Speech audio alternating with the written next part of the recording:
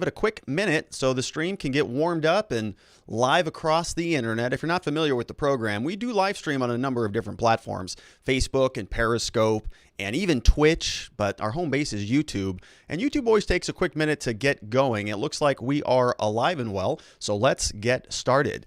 Hello, my friends, and welcome back to yet another episode of Watching the Watchers Live. My name is Robert Gruler.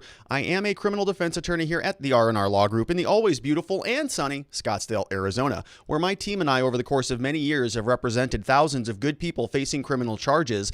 And throughout our time in practice, we have seen a lot of problems with our justice system. I'm talking about misconduct involving the police. We have prosecutors behaving poorly. We have judges not particularly interested in a thing called justice, and it all starts with the politicians, the people at the top, the ones who write the rules and pass the laws that they expect you and I to follow, but sometimes have a little bit of difficulty doing so themselves. And so that's why we started this program called Watching the Watchers, so that together we can shine that big, beautiful spotlight of accountability and transparency back down upon this very system with the hope of encouraging some meaningful change. And that's why we're so grateful that you are here and with us today. It's a lovely Friday. We've got some things to get through, wrap up the week. It's been a busy week. We've been talking about a lot of impeachment stuff, Capitol Hill riots, and we're going to kind of follow along the same path. We're talking about a Democratic Congressperson by the name of Nikema Williams who wants to ban Donald Trump from the Capitol building, like forever, just totally banned.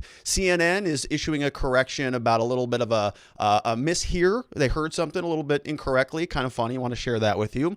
We've got a new arrest. If you've been following us this week, we've been sort of analyzing a couple of different individuals who've been arrested as a result of the Capitol Hill riots. We've got another one. I think this will be our third one that we're covering today, was arrested, picked up. We've got the affidavit, the criminal complaint, the request for a warrant, and all of that stuff. We'll break that down. That guy's name is John Earle Sullivan, so we'll be talking about that.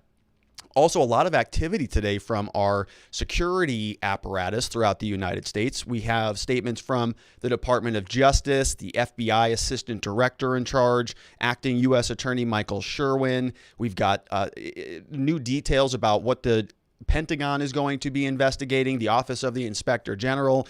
And this is good news. We've been saying this for a long time. I want to get to the bottom of what happened over on Capitol Hill, and it looks like they're going to be investigating this thing hard, which is good because the people who should be brought to justice should be brought to justice. And we're going to continue to follow along. So we got a lot to get into. Let's get started. But before we do, quick reminder to subscribe to the channel if you are not already a subscriber. We go live every day of the week at this time, every weekday. We go live, and we want you to be here and a part of that. If you're not familiar with how this works, I'm going to go through a presentation, kind of look at some of the primary sources, original court documents and public statements and press releases and so on, so that we can gather what is actually happening out there and spend a little time going in depth, maybe more than you might see elsewhere in other platforms or other news agencies and so on.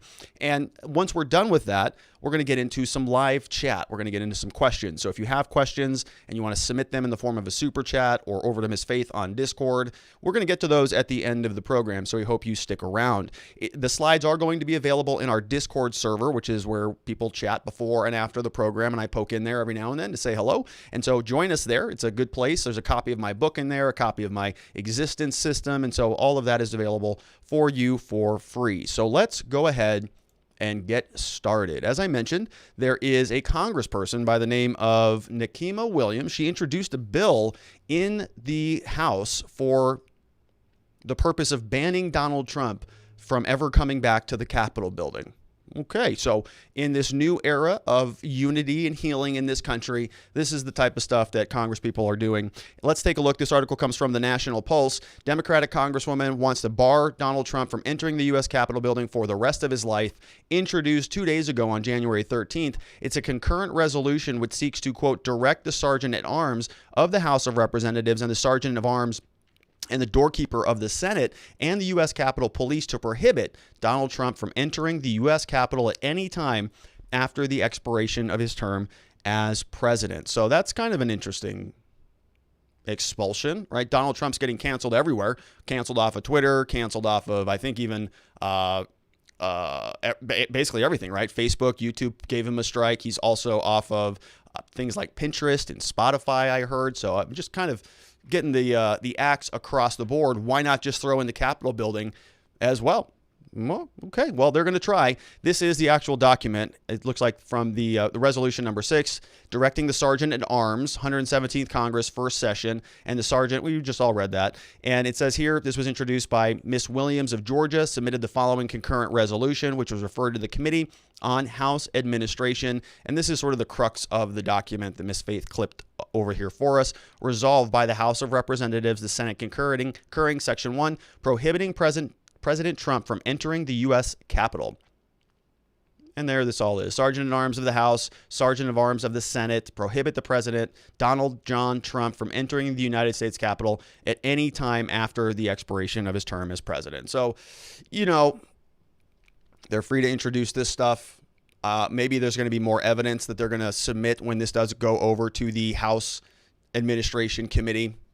Hopefully it's more evidence than what we saw in the impeachment resolution and the article of impeachment. If you missed it yesterday's show, we sort of broke down how easy it was to draft one of those documents. And so you can see here, not a lot of meat and potatoes in this document either. They're just sort of trying to squeeze every single ounce of political fervor, excitement out of the Capitol Hill riots. And this new bill is par for the course, right? They're just trying to needle him on the way out. Now, my question was, isn't Donald Trump scheduled to go to the Capitol building? I mean, doesn't he have an impeachment trial coming up? I mean, he's going to be out of office anyways. So if he's out of office next week on Wednesday and they still impeach him, well, he's been impeached. So if they still conduct a trial in the Senate, and I'm not sure that that's been actually transferred over from the House yet. I think that's kind of been stalled for a little while. But so, you know, we could have an impeachment trial that takes place early next week or mid next week, or they could impeach him to remove him from office after he's already been removed from office for some reason. Apparently they don't want him to run again, or they don't want him to have travel expenditure, or, you know, things like that. But, you know, they're entitled to do that. And if he has a trial after he's president and this bill passes, well, then how is he going to come there and defend himself during the impeachment trial if he's banned from going back to the Capitol building? So that's just one of those little things that I think they'll figure out. But all right, so that's good stuff. I'm looking forward to this new Democratic majority that's going to impose healing and unity across the board. Good way to get things started. And, you know, it's politics, so it is what it is, right? Well, our next story comes over from the Daily Caller. This was funny. I saw this poking around. You know, not particularly consequential either way. I just thought it was kind of hilarious. But, you know, a lot of people, I've been saying this whole week, yes, before I say this, yes, what happened with the Capitol Hill riots was very, very bad. Okay, largely I've broken it up into two buckets: a very violent, anti-democratic, criminal bucket of individuals who were injuring people, killing police officers, damaging our government property, interfering with the democratic process. Very gross behavior. I want to see all of those people prosecuted to the full extent of the law. I want to know how they were organized. I want to know who may or may not have helped them in this whole ordeal. And I'm very happy that our law enforcement, our security apparatus throughout the U.S. is going to be investigating them. But the second bucket of people was sort of like a frat party, as I've been calling it. They just sort of meandering through the place. Everybody stood down. They're walking through, sort of like, is this a tour going on? You know, obviously it's not a tour, but that's kind of what it felt like. I saw pictures of, I think, 70-year-old women, you know, grandmothers, just kind of like, this is crazy. I'm in the Capitol. And, you know, that type of group. Are they really insurrectionists? Are they really seditious? Are they really going to go and seize the Capitol building and take control of our country? Okay, this isn't like 16th century England when you go and you capture a building or capture a castle that you control the means of production. You control the food storage, you control the bank, you control everything if you're in control of the physical property. Capitol building works a little bit differently. Okay, the country is still going to function whether we're in control of the Capitol building or not, because we have a distributed network. We have a distributed government. We don't need any one physical location in order to maintain America's structure and power. So, all right. So, yes, the media largely has been sort of hyperventilating over a lot of that second bucket. Right? Everybody who was suddenly there as a part of the Save America rally is suddenly lumped in with the first bucket as being these extremists and racists and provocateurs and seditionists and all of them, right? Every single label under the sun. We've gone through a lot of the definitions on this channel.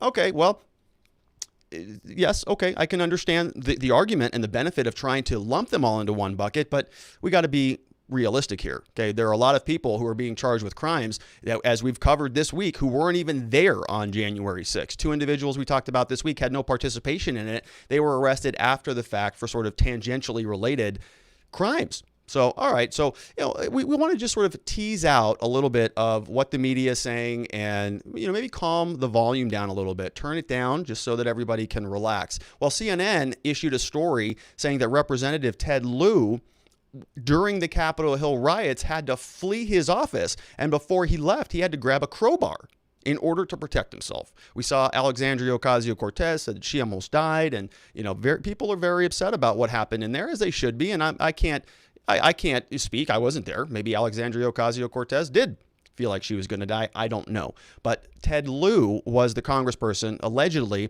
when he was fleeing from the Capitol, when he was being escorted out and sort of secured.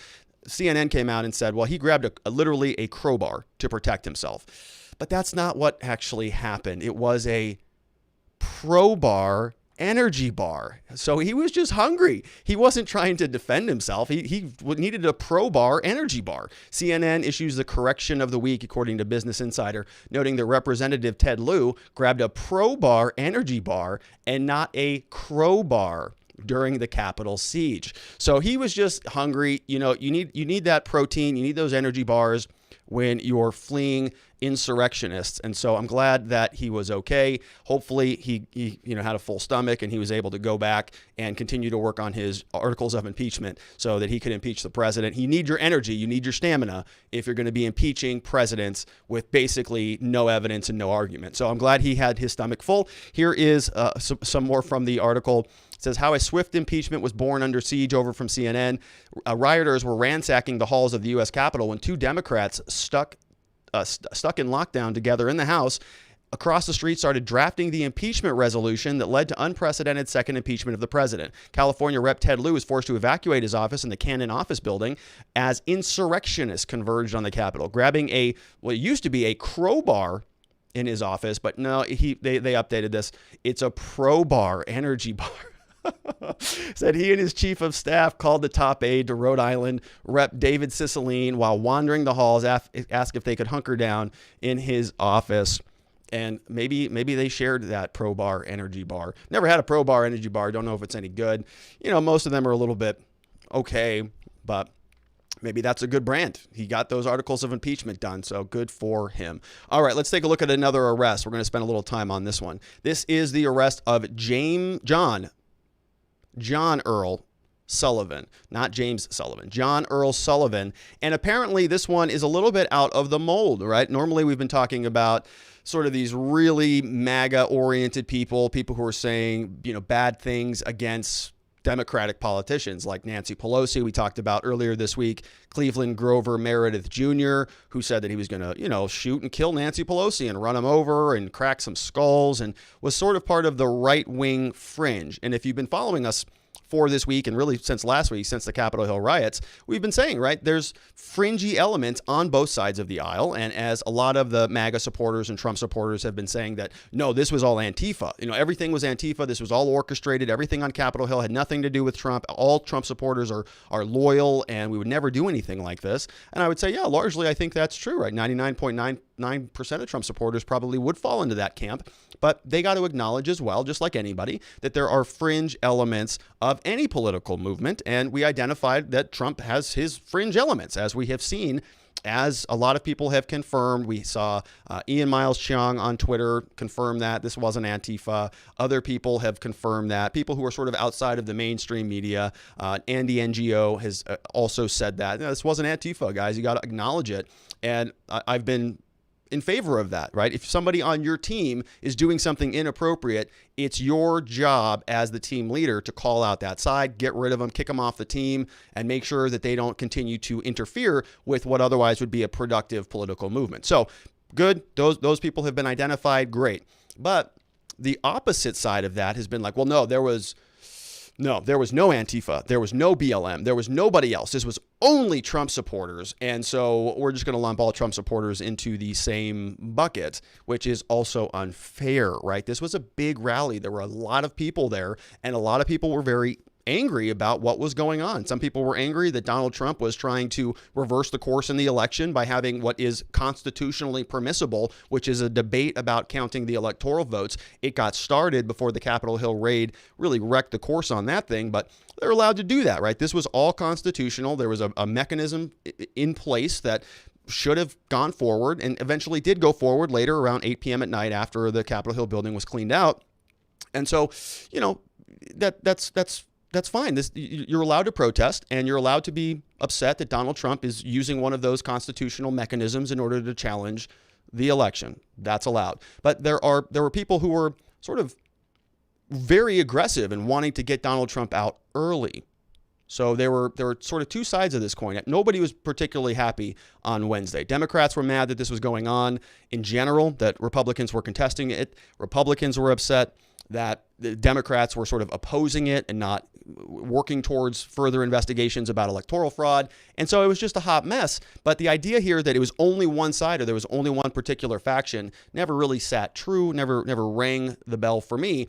And I was thinking there's certainly other people who were on the other fringe and the other side's fringe involved, right? Well, yes, there were, of course. And today we learn who that is. It's this guy, goes by the name of, like I mentioned, John Earle Sullivan. So this is his picture. And this article came over from the National Pulse via hotair.com and posted yesterday, January 14th. It says, break. Probably for breaking. Far-left activists charged in Capitol riot heard on camera saying, "We got to burn this S to the ground," or we got to get this S burned, is what the quote says. Sullivan was the founder of an activist group formed after the killing of George Floyd in the summer of 2020. That was the same protest that Kamala Harris was raising funds for to help bail people out. She was the subject of our first article of impeachment yesterday. But he formed a group called Insurgents USA, which calls itself anti-fascist and protests the police brutality, and says he was only inside the U.S. Capitol on January 6th to record. He says here, quote, he told Fox News, quote, "I just wanted to be able to show people how it was, and I knew I would be able to get the truth and to the front and be able to show you I'm talking to these people, I'm conversing with the people in the crowd, but I can't tell you that I agree with Trump or MAGA supporters." During one of the interactions with others, Sullivan can be heard in the video saying, "We got to get this S burned." At other times he's walking through the Capitol, Sullivan can be heard saying, among other things, "It's our house, MFers. We are getting this S." So that is just a little bit from the article. We also have the affidavit that was drafted by the FBI in the U.S. District Court for the D.C. Circuit, and it is a criminal complaint and an arrest warrant. You can see a couple different federal charges under the U.S. Code. We've got civil disorder restrictions entering buildings or grounds. We've got violent entry or disorderly conduct.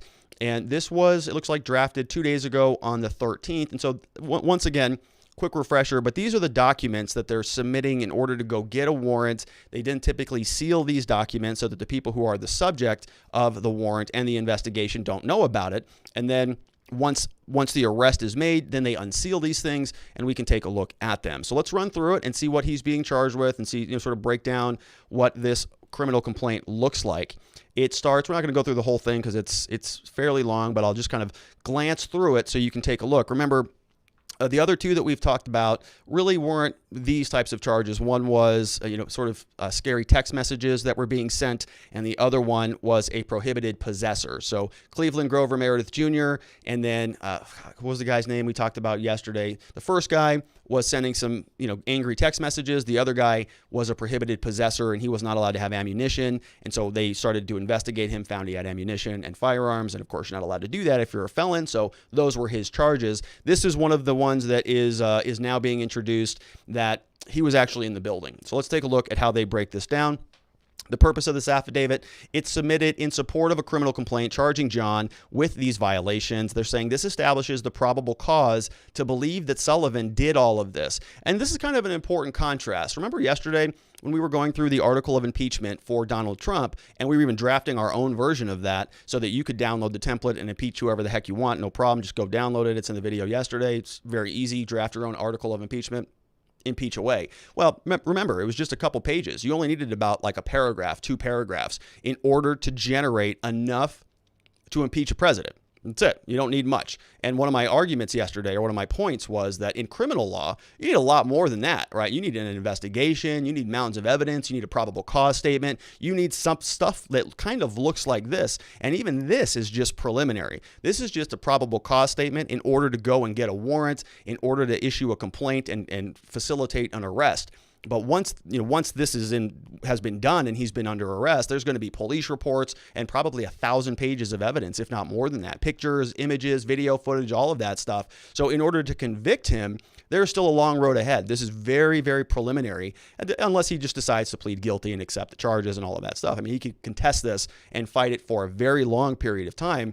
Whether he does or not will be seen. But my point is sort of contrasting the two. One, according to criminal law, is very robust. There's a lot of information that needs to go into it in order for it to be an actual criminal charge under our constitutional rules. But the bar is much, much lower in an impeachment proceeding. Basically, if you have any problem with what any politician said at one point in time, and you can connect that to something bad that happened later, and you can just sort of make an argument, it doesn't matter how close it is or far, if you can just say, a politician said this bad thing happened, you connect the two, boom, you got an impeachment document. Very easy. Very different from this, right? We're going to see some pretty specific evidence in here that we didn't see in the impeachment document. But I digress. Let's go back to this affidavit. He says this establishes the probable cause that he did one of these things or both of these things, committed or attempted to commit any act obstructing causing civil disorder, knowingly remained in a restricted building, engaged in disorderly and disruptive conduct, did and willingly, knowingly engaged in disorderly and disruptive conduct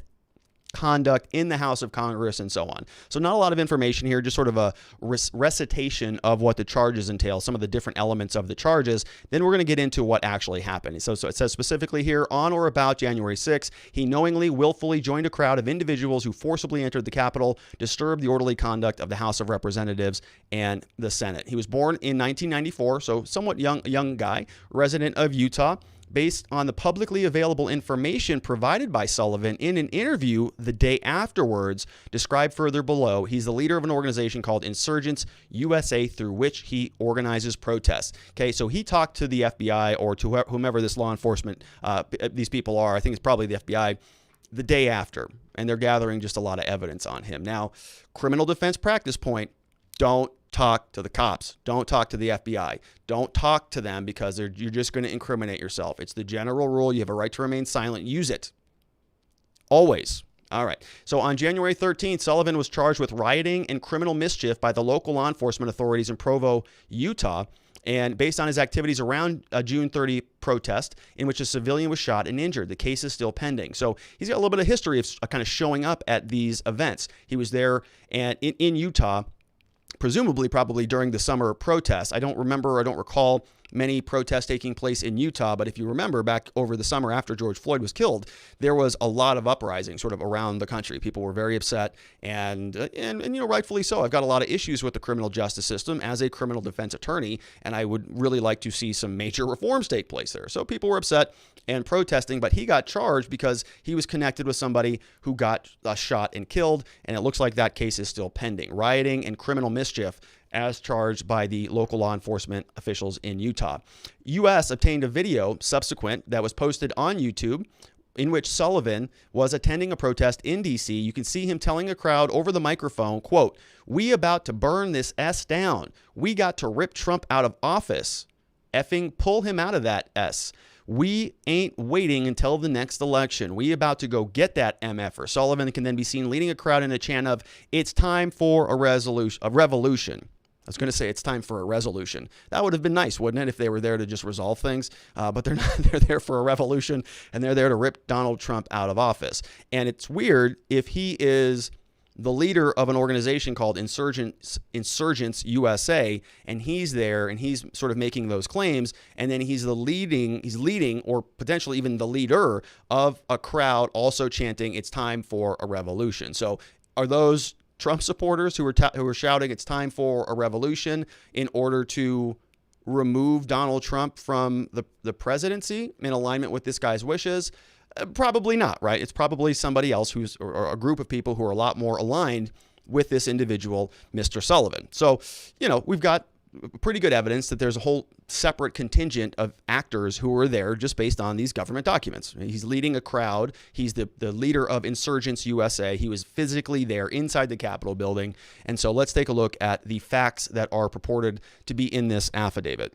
Probable cause statement says on January 7th, Sullivan participated in a voluntary interview with the FBI special agent in D.C. Shouldn't have done that. He identified himself to the agent and provided identifying information, including name, date of birth, social media identifiers, phone numbers in the interview. Sullivan stated he was in Washington, D.C. to attend and film Stop the Steal March on January 6th, claimed to be an activist and a journalist that filmed the protests and riots, but admitted did not have any press credentials. So, a nice admission from him that law enforcement will have fun with. He just said, no, yeah, I don't have any press credentials. No, I don't have them. So he's admitting to them. Admissions can be used against you, which they say that in the movies, your Miranda rights, anything you say can and will be used against you. He just admitted he didn't have press credentials. Makes it hard for a defense attorney to do anything with that. So we generally recommend you don't talk to the cops. Paragraph 14, Sullivan also stated he was at the U.S. Capitol on January 6th when scores of individuals entered it, stated he was wearing a ballistic vest and gas mask while there. He showed the interviewing agent the ballistic vest. He further stated that he entered the Capitol with others through a window that had been broken out. Sullivan stated he followed the crowd as the crowd pushed past the Capitol Police and followed the crowd into the U.S. Capitol. So, again, making it difficult for himself to mount a good defense. He is acknowledging that he went through a window, a broken window at that. Okay, so he was probably one of the first people through. If you recall, we've covered some other videos here where it looks like the police are just opening the doors so that protesters could just kind of come on in.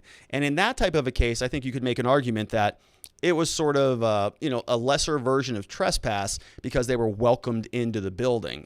I don't think that I'm just here for a tour defense is going to be a good defense, right? Everybody knew that they shouldn't have been in there. I don't think any defendant is going to be able to make a credible claim to a judge or a jury that, everybody else was in there and I thought it was lawful to be in there. I think it's pretty obvious that the building was ransacked in order to get access to it. But at least if you have a door being opened by law enforcement, which is an agent of the government, you could make the claim that I didn't know that it was as serious. I thought that maybe this was just part of, the protests.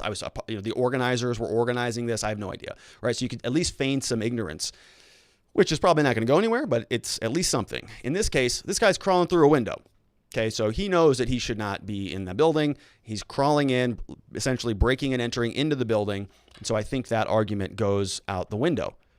See what I did there? That wasn't intentional. All right, Sullivan stated he followed the crowd as the crowd pushed past U.S. Capitol Police and followed the crowd into the U.S. Capitol. On January 9th, a couple days after, a task force officer with the FBI made contact with Sullivan at one of the phone numbers Sullivan provided during his January 7th interview to follow up on his offer to voluntarily provide footage. Sullivan told the officers that the task force officer, the video he took within on January 6th was in an iCloud account. The same day, Sullivan sent a link to law enforcement from a Google Photos account under the name John Sullivan with approximately a 50-minute video. I have reviewed the video. So he's just giving them mountains of evidence. And what he's probably thinking he's doing is being helpful, right? The FBI and the law enforcement, the U.S. attorney, whomever he's having these conversations with, probably telling him, hey, you can either cooperate with us or we're going to throw the book at you.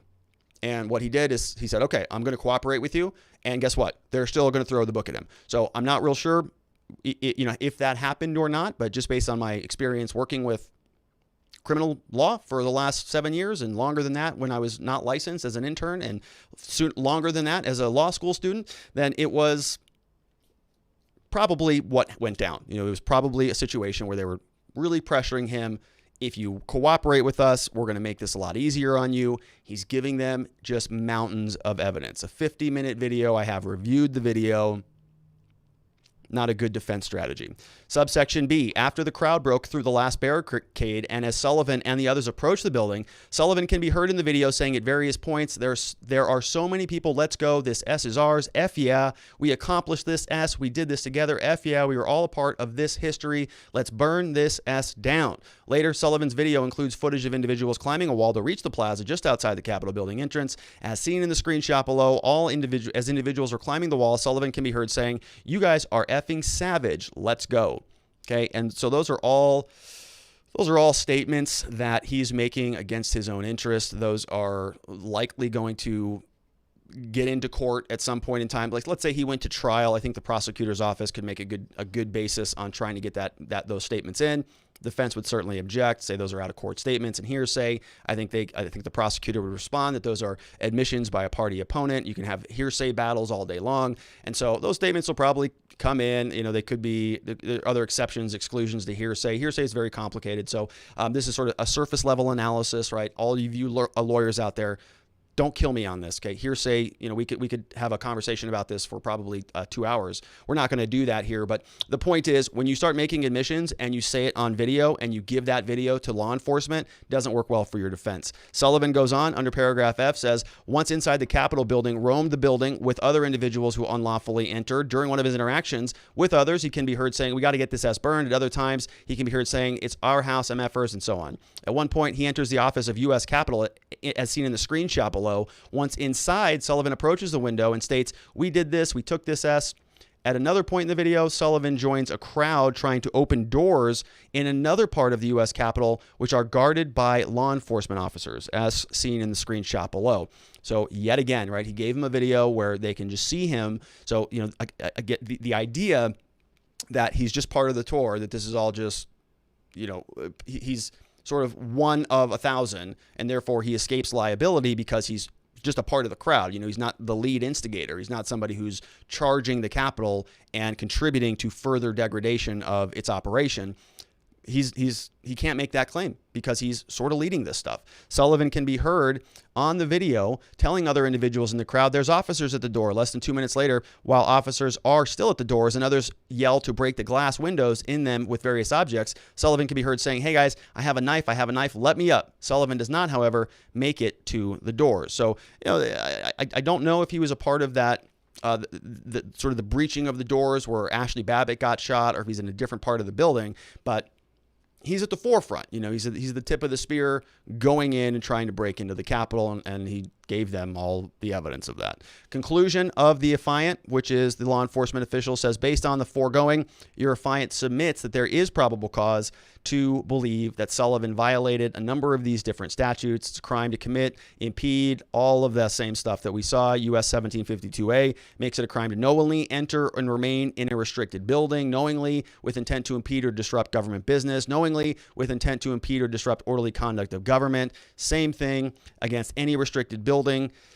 And it just goes on and on. We have a restricted building includes a posted, cordoned off, or otherwise restricted area of a building or grounds where the president or other person protected by the Secret Service is or will temporarily be visiting, or any building or ground so restricted in conjunction with an event that it's designated as a special event of national significance. So that's what they're defining, right? Restricted building includes posted, cordoned off, otherwise restricted area. And I think it was pretty obvious that you were not supposed to be in this Capitol building at this particular time. Other charges are 5104E2D, makes it a crime to, let's turn that back on, makes it a crime to knowingly, willfully enter, remain on the floor of the House of Congress. So there are specific statutes that say you cannot go into the Congress building. So separate and apart from a government building, specifically the House of Representatives. Enter or remain in the gallery of either House of Congress with intent to disrupt the orderly conduct of official business, and so on. Here, Library of Congress, subsection D, loud, threatening, abusive language, obstruct, impede within any grounds of the Capitol building, parade, demonstrate in any of the Capitol buildings. And so, as we see here, this was signed and authorized by Special Agent Matthew B. Folger with the FBI. And what happened is he's ultimately picked up and arrested, and we're going to see where this case continues to go. Here's a video. Defense attorney Clayton Sims said in John Sullivan's claim, he was at a Capitol as a journalist will be considered, but his own words, video, and messages on social media will be used against him. So they're going to try to use the I'm just a journalist approach, but he acknowledged that he didn't have any press credentials. And then his videos are saying we're going to burn this thing down, which is not an activity that journalists do, not at least publicly. They may be trying to burn the country down, but not with fire. So this is what was posted on Twitter with KUTV2 News. Let's take a watch. John Sullivan is now in Tooele custody and faces federal charges for his part in the Capitol riot. That includes entering a restricted building, civil disobedience, violent entry, and... All right, so is there anything there? Is now in Tooele. All right, so there you go. That was John Sullivan, his defense attorney. No. That was Clayton Sims, his defense attorney. So I think he's got his work cut out for him. We will see where that goes. We have another. All right, so let's take a look at the investigation that is continuing to really get rolling. We're going to see here that a number of individuals, different agencies are coming out. They're being very aggressive with what is going to be happening next. Today, this story was posted this afternoon. Justice Department and the Pentagon watchdogs will investigate the government handling of the Capitol siege. The Justice Department Watchdog Office, which we're going to talk about, which is the Office of the Inspector General, Michael Horowitz, said that they're initiating a review to examine the role and the activity of the DOJ and its components in preparing for and responding to the events at the U.S. Capitol on January 6th. So they're going to be coordinating with the Defense Department, the DOD, Department of Homeland Security, Department of Interior. They're going to, well, we're going to get through to the actual statement here in a minute.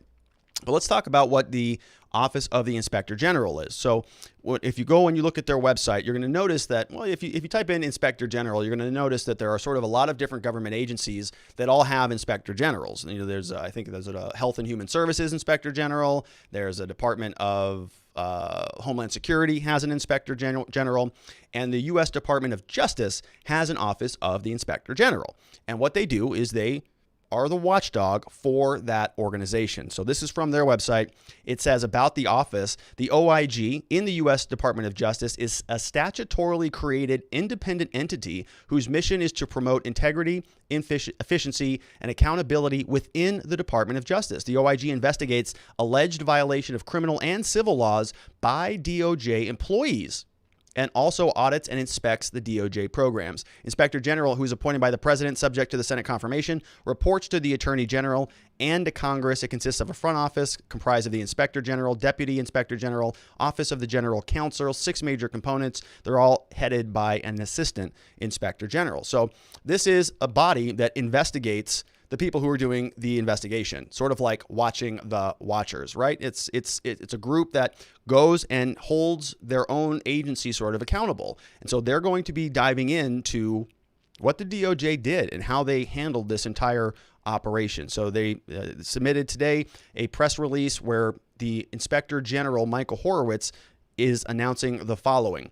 The DOJ, they're initiating a review to examine the role and activity of the DOJ and its components in preparing for and responding to the events at the U.S. Capitol on January 6th, which is just outstanding. I'm very glad to hear that this is happening because there's a lot that we need to get into. Remember, if you've been following us this channel this week, we've had a lot of questions about it.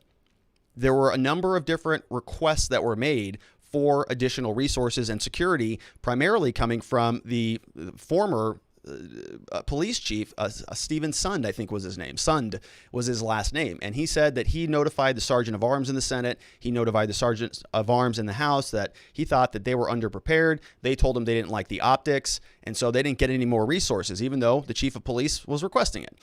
We also saw that Mayor Bowser, who is the mayor of D.C., also sent a letter on January 5th, one day before, indicating that they don't need any additional resources. The Metro PD can handle it. The Capitol Police can handle it. They're used to protests. They're very good. They're set up for this type of stuff. Well, all of that turned out to be a pretty big, bad decision, bad judgment across the board. And so what the DOJ is now saying is they're going to look into the Department of Justice itself and determine what their role was in this entire debacle. The DOJ OIG will coordinate its review with reviews also being conducted by other offices of OIGs for the Department of the Defense, Department of Homeland Security, and Department of the Interior. So a lot of investigations are being done into the people who are responsible for coordinating this stuff. It will include examining information relevant to the January 6th event that was available to the DOJ and its components in advance of January 6th, so anything that happened before. Also, the extent to which such information was shared by the DOJ and its components with the U.S. Capitol Police and other state and federal agencies,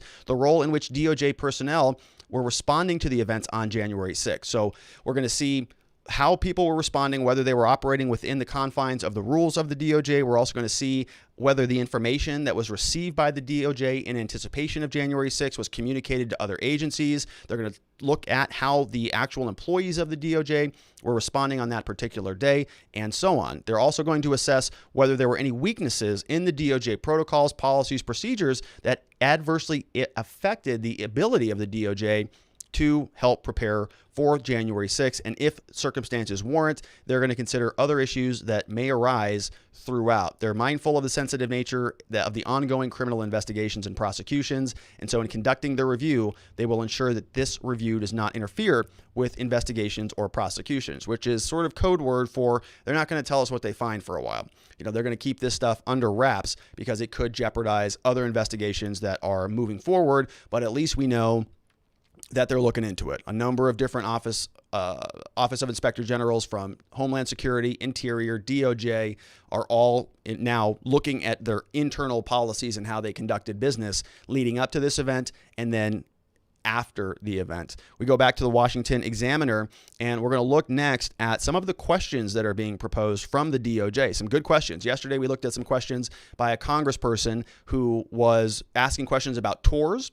If you missed yesterday's show, we were talking specifically about there were some unusual tours that were being given in the Congress building on January 5th, the day before the Capitol Hill riots. There are no tours going on in the Capitol building because of COVID, but Congress people get special exemptions. They have sort of season tickets, so they can bring whomever they want to tour around the Capitol building. And they noticed that there were a lot of tours on January 5th in what felt like they were sort of casing the joint. They were looking around and saying, this is where we can go. This is sort of, planning out their insurrection, which is certainly troubling.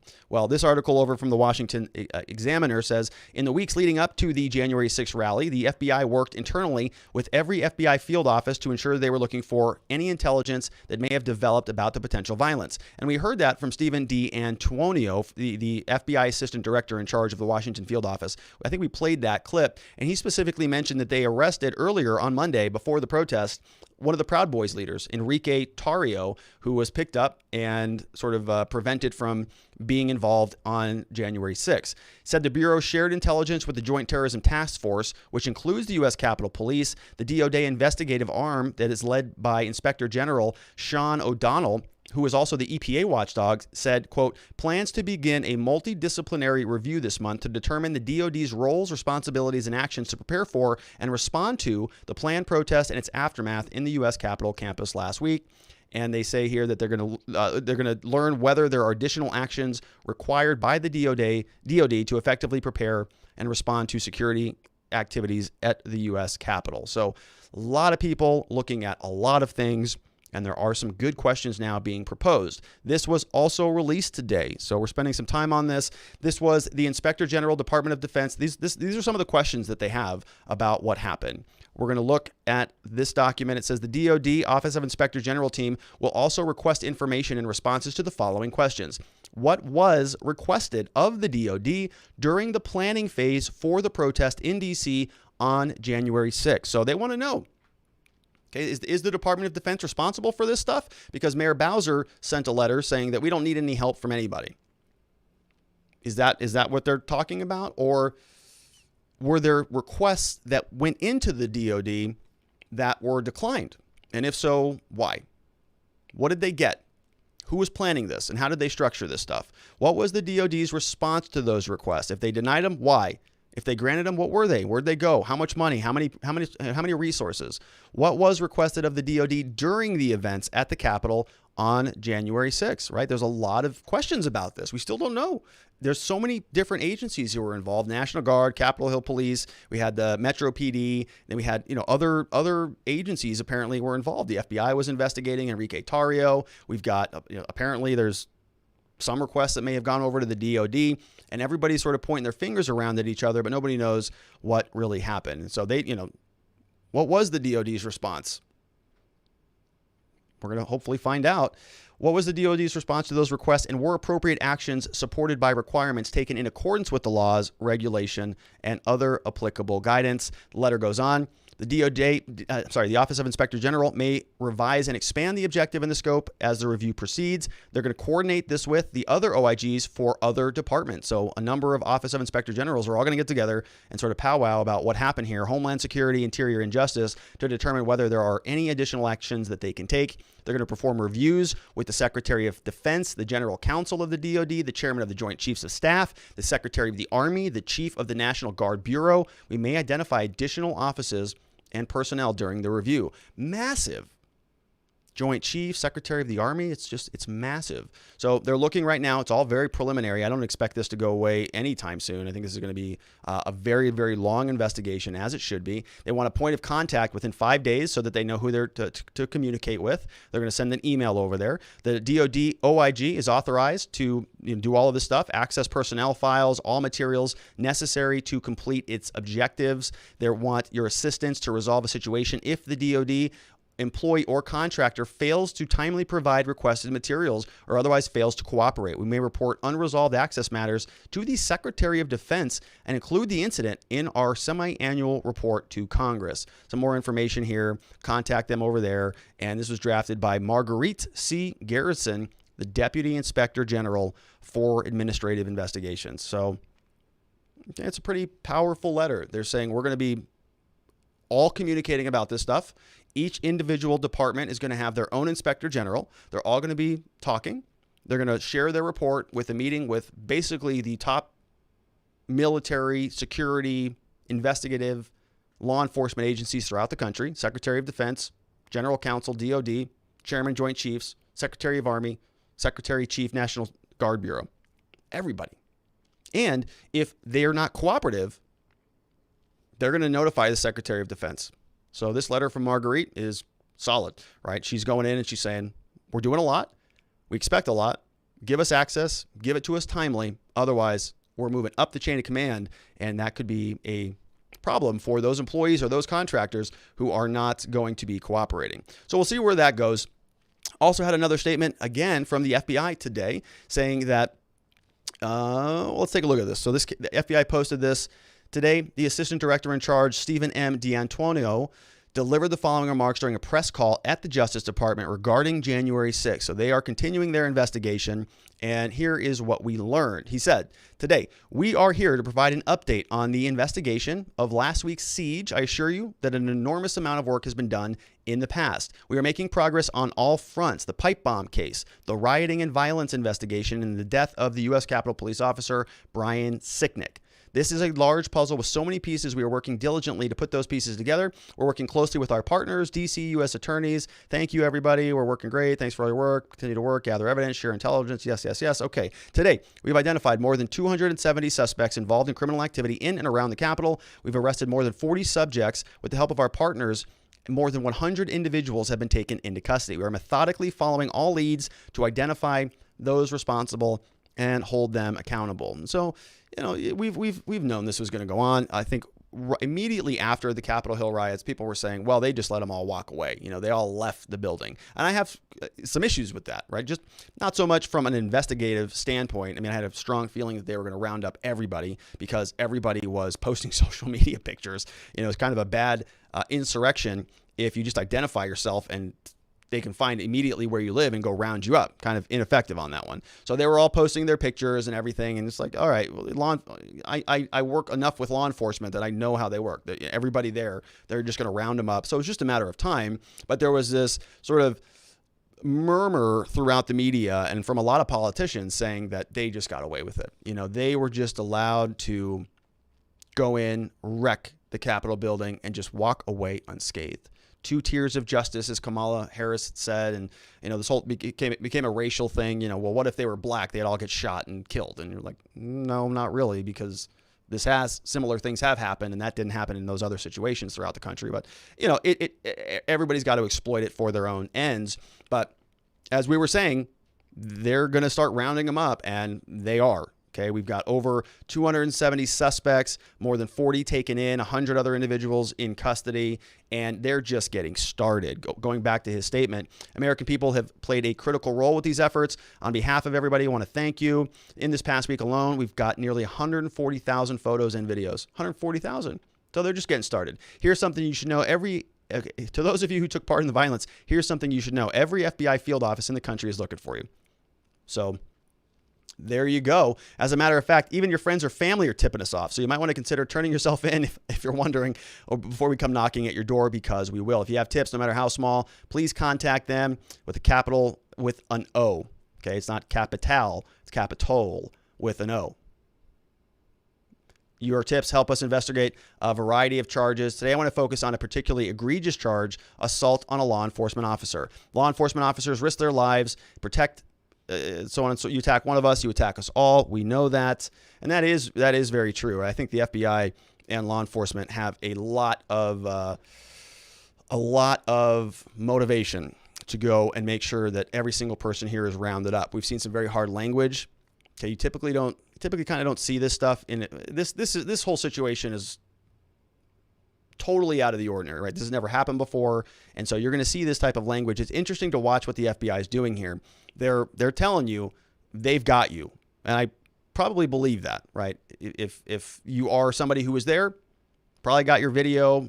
They got 140,000 videos. They're probably running it through all sorts of Clearview.ai and identifying everybody. So they probably do have you. And they're sort of leaning on that to say, if you want to come forward, you can tell us, and then maybe make it easy on yourself. Now, I'm not an attorney. I am an attorney, but I'm not your attorney. This is not legal advice, but we just went through the other guy's statement there, and I think that they're probably going to throw the book at him regardless of his cooperation. But we'll see how that works out. The other angle here from a defense perspective is when we were analyzing that other defense attorney who was representing the guy who walked out with the podium. Remember that? We covered that earlier this week. His strategy, many people were coming down on him for this, of saying, we got nothing, right? We can't defend this action. He was getting a lot of grief from other defense attorneys and other lawyers that I was seeing around the internet. And I came to his defense a little bit. And I said, look, if you have a case that's unwinnable, and you know that, and you know your jurisdiction, and you know your judges, and you know the courts, sometimes falling on the sword is your only play. It's begging for mercy and working on mitigation. It's working on saying, I know I screwed up, but here's how I promise not to do it again. I'm going to go take a class. I'm going to stop drinking alcohol. I'm going to check myself into rehab. I'm going to, go volunteer for this organization. I'm going to pay this fine. I'm going to go help grandma. I'm going to go save some kittens in the middle of the road. You really want to beef up your mitigation in a way that you can show the court, you can show the prosecutor, you can show these FBI agents that I'm sorry. You got me. I'm sorry. It's not going to happen again. Please, please, please, please show mercy. So, there are two ways to approach this. If somebody has been caught, you can certainly pick one of those approaches. And, anybody out there who may be watching this, is, like I said, I'm not trying to give legal advice for anybody who is involved in this thing. But certainly I would encourage you to get an attorney if you are one of these people that is identified here by the FBI, before you make a decision one way or another. So that other attorney who is getting just kind of dunked on, I think is also a very valid defense. And it's also probably not a bad thing to do to resolve this. If you were there, I would guess you're probably sitting in your home petrified that the door is going to be knocked on any minute now. And it may be worthwhile to be proactive and try to figure out what some of your options are. But once again, don't take this as legal advice. This is just a live stream. You need to communicate with your own attorney and decide what to do about that. So let's go back to his document. It says, also arrested yesterday is Robert Sanford, a retired Pennsylvania firefighter who is alleged to have struck 3 U.S. Capitol police officers with a fire extinguisher. So they got that guy too. I didn't realize that. That was the guy. There was a video. I'm not sure if that was Brian Sicknick or not. So I saw this video. He actually threw a fire extinguisher at a group of officers, and it bounced off one of their heads. And obviously a fire extinguisher is a very heavy piece of metal. Even if you have a helmet on, that can cause a concussion, brain damage, bleeding, all that stuff. So glad that they caught that guy. He was very, very aggressive and inappropriate and illegal. These are just 2 examples of the brutal assaults. There was another one, Peter Stager of Arkansas, who was captured on video using an American flag, the symbol of our democracy, to repeatedly strike a D.C. Metro officer after he was being dragged down the Capitol steps. Yeah, I saw that video too. Absolutely disgusting behavior. behavior. Disgusting behavior. Glad they got both those guys. These are just two examples of the brutal assaults on law enforcement last week. We are working with the Metro PD, U.S. Capitol Police to identify and investigate all of these others who've been doing their duty to protect the very symbol of our democracy, the U.S. Capitol. These tips we have received have been critical in furthering the investigations. This is an unprecedented incident. If this investigation was a football game, we'd still be in the first quarter. So let's be a reminder, the full force of the FBI is investigating the heinous acts we saw last week. We leave no stone unturned until we locate and apprehend anyone who participated in the violence. And I think that's outstanding. We want to see what actually happened here, because this was an awful thing, and hats off to the FBI for being so forthcoming about it and so aggressive about it. It would be good, I think, to get to the bottom of this across the board. So we'll see what they continue to do on this. They're also talking about sedition charges. So this was another thing that came out from U.S. Attorney Michael Sherwin. He said that all options are on the table, including sedition charges against the Capitol invaders. Certainly, if you have an organized armed assault on the Capitol or any government installation, it's absolutely a charge that can be brought, said Andrew McCarthy, a former federal prosecutor who secured convictions in a 1995 trial. That said, the challenge, he said, is whether prosecutors can prove people conspired to use force. In our case, conspiracy was a layup because of the nature of the terrorist cell we were targeting. In this case, can they show conspiratorial activity, or was it just one of these things that spontaneously combusted, which makes it a harder thing to prove? Karen Greenberg, director of the Center of National Security at Fordham, said the sedition charges against the U.S. government are even more appropriate than the New York bombing plot. Of course, we should use it here. That's what this is, seditious conspiracy. Prosecutors had scant evidence in a prior case. There was a bombing at the World Trade Center. Then U.S. Attorney Mary Jo White went to Washington to convince the FBI and the Attorney General that they should be charged with seditious conspiracy. The law's hefty penalty up to 20 years boosted its value before terrorism laws were overhauled in 1996. So that's a big one, right? And they've got to, like they said here, connect the dots, probably more than just some hotheads goofing off on text messages, but maybe not. Remember, we were talking about Cleveland Grover Meredith Jr. earlier this week, and he was texting with a lot of people, and they were sort of joking like the FBI was monitoring them. Remember that? They were just saying, well, the FBI is monitoring us, and we're kind of just joking about it. We're going to shoot this person and run over this person. I'm ready to take to cranium people. I mean, awful things, but is that really sedition? You know, was it anything that met that standard? We're going to see. Thus far, I have not seen anybody charged with sedition yet, but when they do, we'll take a look at what those charging documents look like, and we'll look at the underlying activity. So, you know, what we're doing here is just sort of getting our bearings straight to see how the federal government is going to be investigating all of these different charges. As he said, they're in the first quarter. I think there's going to be a lot more people who are sort of rounded up in this thing. And, you know, I just hope that this is all resolved through our justice system. I don't want to see any more violence. I don't want to see any more activity that's going to result in more damage to more lives. People make mistakes all the time. There's a way to work through it. And I'm just hopeful that it's done peacefully and appropriately and to the benefit of the country, because we don't want this stuff happening ever again. So hats off to the FBI on that. All right, the last quick story. I haven't had a chance to go through any of this stuff, but I did read the headline. Donald Trump is Trump declassifying a trove of FBI memos exposing Steele's motivations, ties to impeachment witnesses. So Trump, you know, he's out of office next week on Wednesday. So are these declassifications coming or not? Is he gonna tell us about the aliens in Area 51? I'm waiting. I've been very patient. I know you've been patient. Can we have it already, please? And also, are you going to pardon Assange and Edward Snowden? Let's see about that. We've got here, delivering in his final days on one of his last unfulfilled promises, President Trump is declassifying a massive trove of FBI documents showing that Russian collusion story was leaked in the final weeks of the 2016 election in an effort to counteract Hillary Clinton's email scandal. Wait a minute. So it was political? You're kidding me.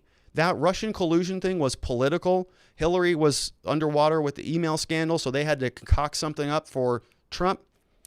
Okay, well, the memos to be released as early as Friday include FBI interviews and human source evaluation reports from more than two main informants in the Russian case, former MI6 agent Christopher Steele and academic Stephen Halper. The president authorized the release of a foot-high stack of internal FBI and DOJ documents that detail significant flaws in the investigation and provide a detailed timeline of when the FBI first realized the Steele dossier was problematic. Multiple government officials told Just the News. That was over from justthenews.com. Yeah. Wouldn't be good to know. So this came, we're getting this information like 4 years later, after Trump's already on the way out. So I'm hoping that the FBI and the Capitol Hill protests and the Capitol Hill riots, those are investigated a little bit more quickly than 4 years.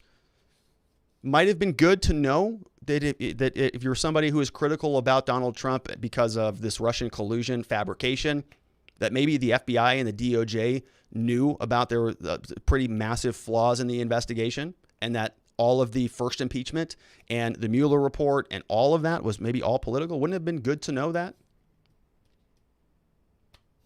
I certainly think so.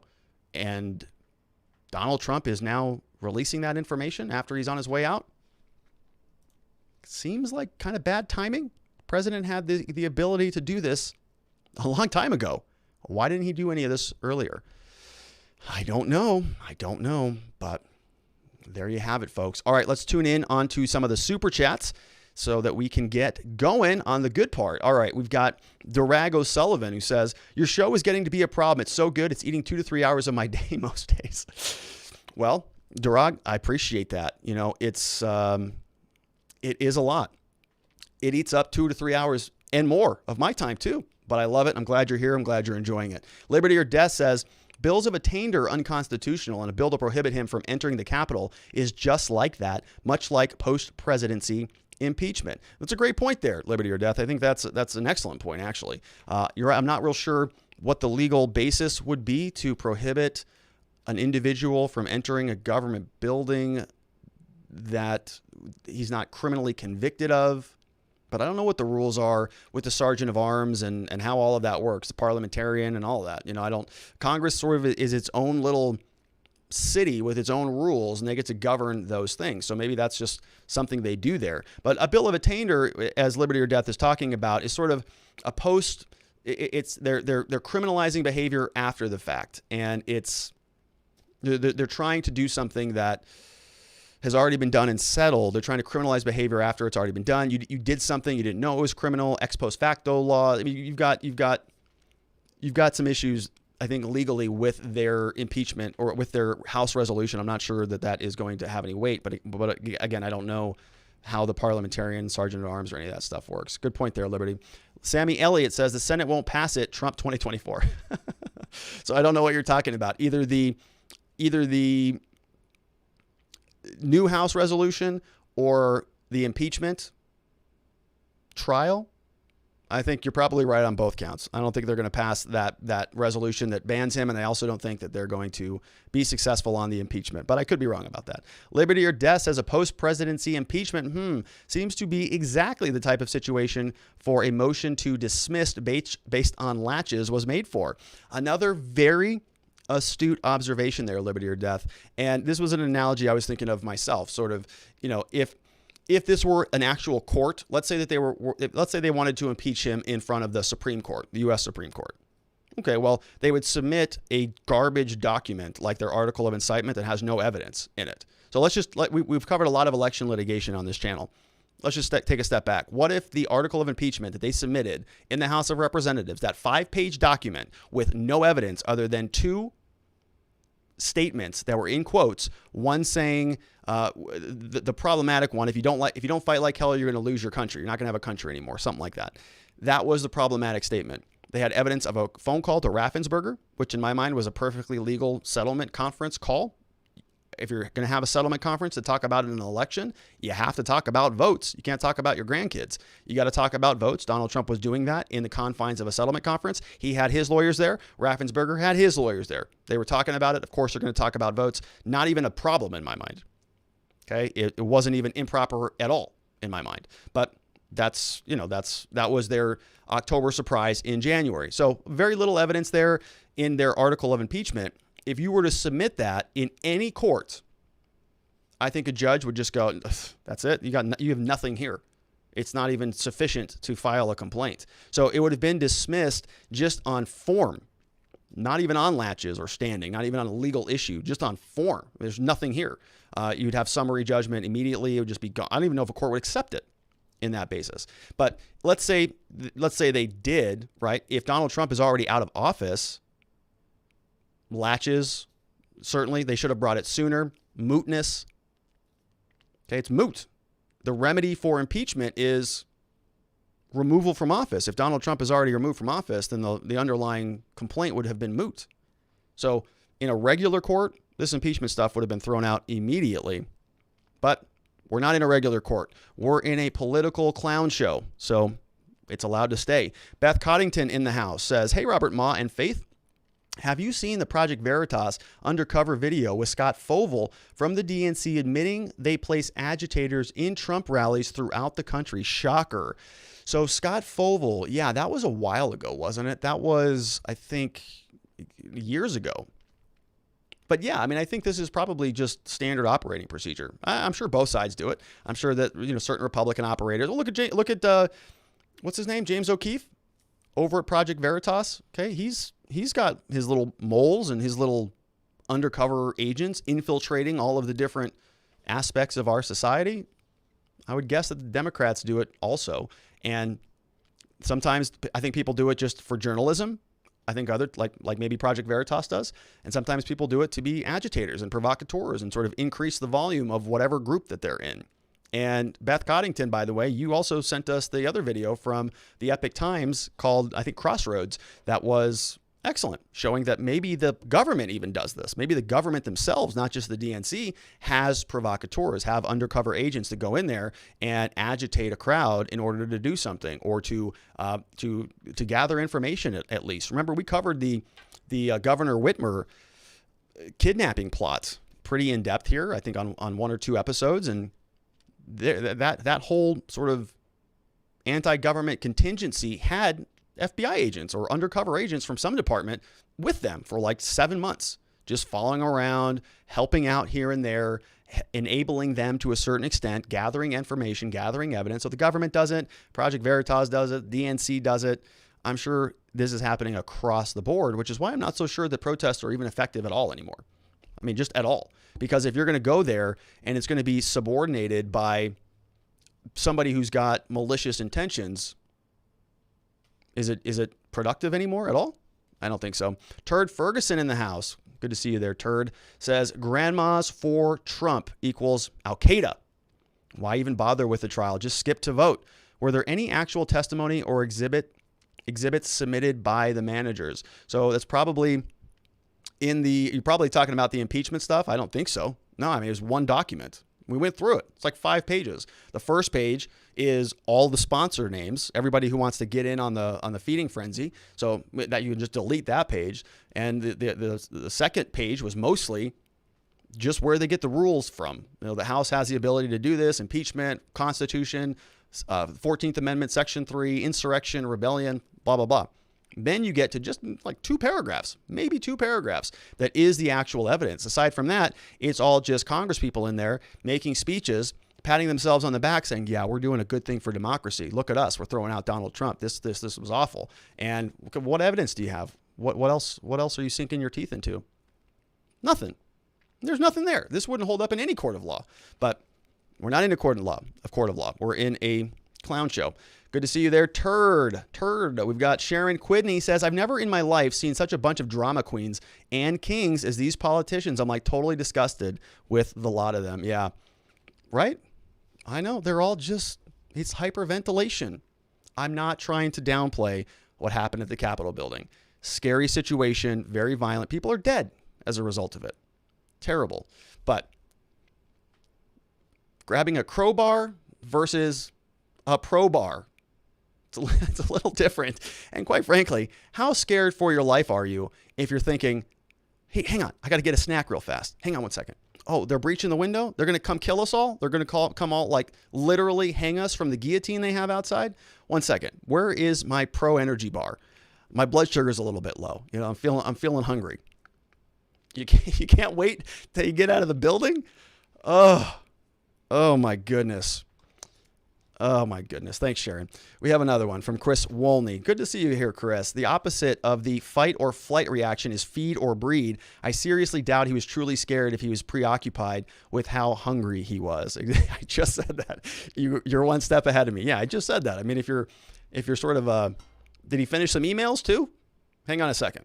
Hang on. Let me check my Twitter account. Okay, let me grab a Crowbar. Let me make a phone call. Let me use the restroom. Let me take a quick nap. I have 15 minutes, right? He's hungry.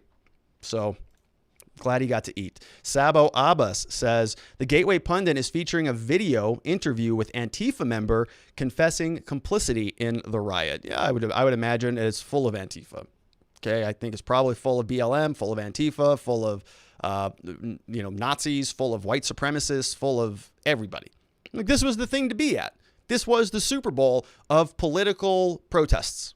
Everybody wanted to be there, every single person. And so what irritates me is not that,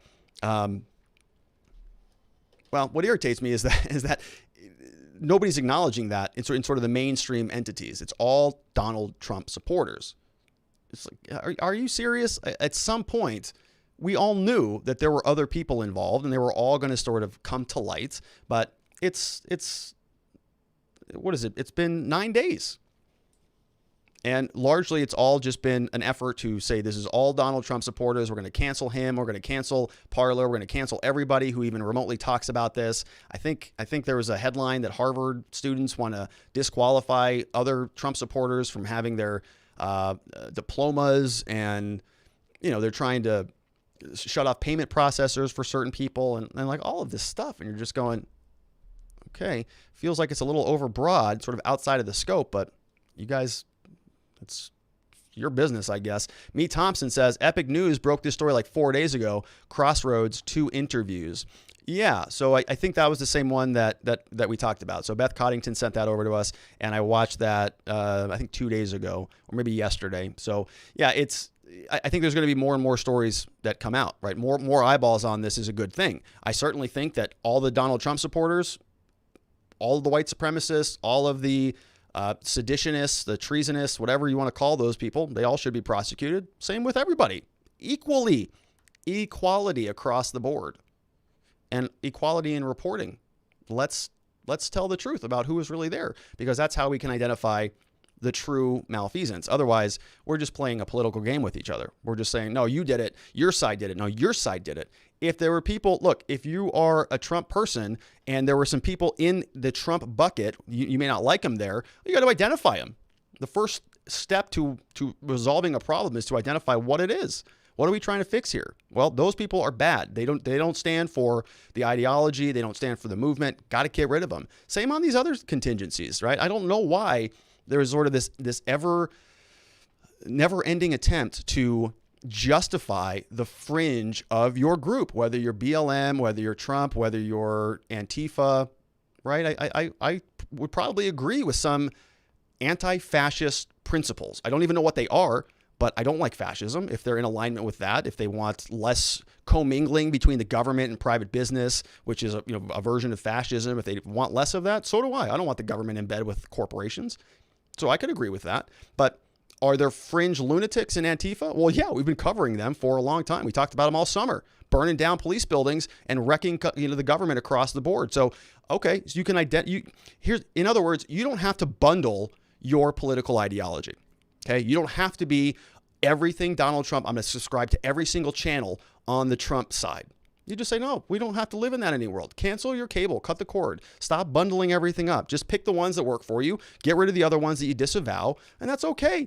You can pick some good ideologies. BLM has some good stuff about justice reform and police brutality that I happen to agree with. So, okay, I'll take that channel out here. I'll take that one. I'll take some of those anti-fascist things. I'll take some of the Trump supporters' claims, and I'll make my own package. I don't need to just join in and be a sycophant for any particular ideology. Let's all just use our minds and critical thinking, and we can come up with solutions on our own. But we're not seeing that around the country. We're seeing everybody who just wants to identify one particular segment and belittle them and demonize them and hold them accountable for stuff that they had no interest in doing and never would do on their own volition.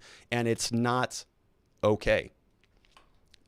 Thanks for the question. We have Mahogan E. Mike says, John Sullivan is in an Uber commercial. He was training for the Olympics as a speed skater. Okay, all right. Well, there you go. So he's a budding actor as well, right? He's a budding actor, and maybe he's a speed skater. But he didn't speed out of there soon enough. Got picked up by the FBI, it sounds like. Mark Gosevich says, can you do a show covering the documents being released covering Obamagate, Russiagate? Yeah, I mean, that's a big ask there, Mark. That is a huge, huge, huge can of worms. You know, I may, what I'm inclined to do, because I don't have much else to do and I like this stuff, is I'm probably going to go through a lot of the documents that were just declassified over this weekend. And so I may have more details to share about what they found. They said it was a foot-high mound of documents, and I'll be curious to see what is in there. If there's good stuff, you better believe we'll be talking about it on Monday. We have Sharon Quidney says, oh, I'm so sorry. I hope I don't get impeached. I used gendered language in my last super chat. Mea culpers, should have said drama rulers. Yeah, so Sharon said drama queen, which is now illegal. Hopefully you don't get a knock at your door from the FBI or from Nancy Pelosi, because we're not allowed to use that language. Do you notice when I write the descriptions in the chat, or in the video description, I don't use gendered language for Congress people. I don't say Congresswoman. It's Congressperson. Look in there. Look in there on this one today. It says Congressperson. Because I am politically correct. Always. We have Matt Maker Jenny says, do you think John Earle would have any luck reaching out to Kamala for bail? I like it. Why not? Is her tweet still up? Is it still on there on Twitter? Maybe she's already raising funds for him. You know, you can't make it up. You can't make this stuff up. Thanks for that, Matt Maker Jenny. We have Turd Ferguson, who says no evidence of widespread incitement. This is just so great. I'm going to read the rest of your super chat there, Turd, but this is just great. I mean, this is exactly what I was trying to do yesterday with the impeachment stuff. Okay, use the politicians. It's not just Democrats. Use the Republicans' own standards that they violate against them. Use the Democratic standards that they use against them, because they violate them all the time. They set very low standards that are unequally applied, and you can just have a field day with satire, just picking up their stupid, useless standards and just using it against them, just like we did with impeachment. Okay, there's a very low standard for impeachment. Apparently, they just did it. They got it done in like 2.5 hours in the House of Representatives. Okay, so we'll just follow their rules. They set the rules. Here's what you need to impeach somebody. Well, we can apply that same standard to everybody and have fun with it. So you can be very satirical about this. And now Turd Ferguson is just picking up the flag and running forward with it. He says no evidence of widespread incitement, right? So no evidence of voter fraud, no evidence of widespread incitement. It's their own language. It's their own defense. It's their own persuasion, nonsense, talking points, and you're going to have a lot of fun with this stuff. D's no, Trump could never be criminally convicted of incitement, much less insurrection. So, quote, at least we impeached him. And that's exactly right. I mean, it's a stretch, but I see a lot of people, and I see a lot of people like Liz Cheney, a Republican, the third, I think, in the House from Wisconsin or wherever she's from, or Wyoming, I think, who is, you know, they come out with these really aggressive statements. Donald Trump's undermining democracy. Donald Trump's ruining America. He's seditious. He's a traitor. He's instilling a coup. He's the one responsible for all of this. And you say, okay, I know that's your opinion. Okay, but how are you making that argument? Okay, because what you're asking to do here is a pretty big deal. You're trying to literally remove a sitting president from office. He's going to be gone anyways in 3 days or whatever it is, 5 days. But it's a big ask. So do you have some evidence? Where's your argument? Can you concoct an argument, or can you just get up on your 5 minutes in front of the Congress and just sort of pontificate with a bunch of fluffy language that doesn't mean anything? Anybody can do that. But what evidence are you talking about? And look, I could make an argument for it, right? I mean, I could make a great argument that Donald Trump was responsible for all of this. I haven't done it, not particularly inclined to do it because I don't believe that, but it is something that you could do. You could go through and you could come up with 100 statements that he's made between the November 3rd election and today that you could sort of bundle up into this argument that this was just a massive sort of brainwashing endeavor by him and his campaign. He was promoting, hiring attorneys. He was putting a lot of time and investment into this, and therefore he should be responsible for the results. And you could make an argument with that. I think it's a bad argument, but nobody's even attempted to do it. They just say he said something scary at the end of his speech, even though they were already breaching the Capitol while he was still speaking. And they're going to run with that. It's a bizarre standard. It's very low, but if that's what they want to use, well, we can do that. We can all do that. We can all just use their terrible standards and have a field day. We got Washington Street Jags fan says, I have read opinions that the Constitution states, paraphrasing, that after leaving office, a former president cannot be convicted after being impeached, and Trump leaving on 120 allows a run in 2024. So I did also read that. I've been poking around and trying to see if this is definitive, and it's just not. Yesterday or the day before on this channel, we went through an article that was written by a retired circuit court judge for the Court of Appeals from the Fourth Circuit. And he agrees with you, Wall Street Jags fan. He says that the Constitution does not permit it. And his rationale was because it says the remedy, and I'm paraphrasing here, the remedy is removal from office. You impeach a person to remove them from office, sort of like in the election litigation, right? You sue in court in order to get a remedy. If the court cannot give you the remedy because the state has already certified the election, then they say, well, we can't do anything about it, therefore your lawsuit is dismissed. In this case, if they're impeaching in order to seek the remedy of removal, but removal's already been accomplished just due to an expiration of his term, how can that continue to move forward about him? What they're asking for has already been resolved. The underlying complaint is now moot, but they're trying to shove it down anyways. The Constitution says impeachment is for removal. So if he's removed, impeachment for a non-removal is sort of outside the bounds of the Constitution. That's the general argument, and I agree with it. I think it's a good one. We have Lava Java Lava says whether or not the MAGA mob still entered, usually anarchists use the momentum of other groups to attain their goals. Yeah, I'm not excusing anybody that went in that Capitol building. Everybody in there, I think they knew it was wrong. They should all be investigated. I don't think that every single one of them should be charged with sedition and thrown in prison for 20 years. I don't think that would be fair at all. I think some people are probably, I think there were probably a lot of good people there who just did something really, really stupid. But remember, I'm a defense attorney, so that's kind of my default, right? I think that people are generally good. They have bad upbringings or experience a lot of trauma. They've been psychologically abused, physically abused, sexually abused. They've been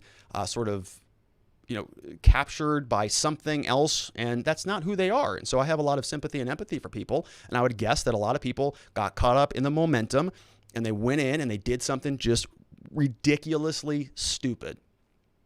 But there is another contingent that did something knowingly, maliciously, and problematic and highly criminal, and that separate group should also be prosecuted. But I just want to make sure that it's the right people for the right reasons, and that the justice system is being processed properly, right? I don't like the idea that the Capitol Hill riots are being used to expand the jurisdiction of this investigation in a way that is going to criminalize otherwise criminal, non-criminal things. In certain cases, things like sending text messages, right? It's bad, but that's not really what caused the problem on Capitol Hill.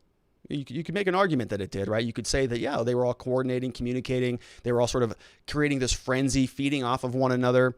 One person would text somebody, I'm going to shoot somebody, and they're going to shoot, no, I'm going to shoot 3 people. I'm going to shoot 4 people. And they're all just sort of, puffing themselves up. But that's just speech, folks. That's not stuff that I think should be criminalized to the extent that they're doing it.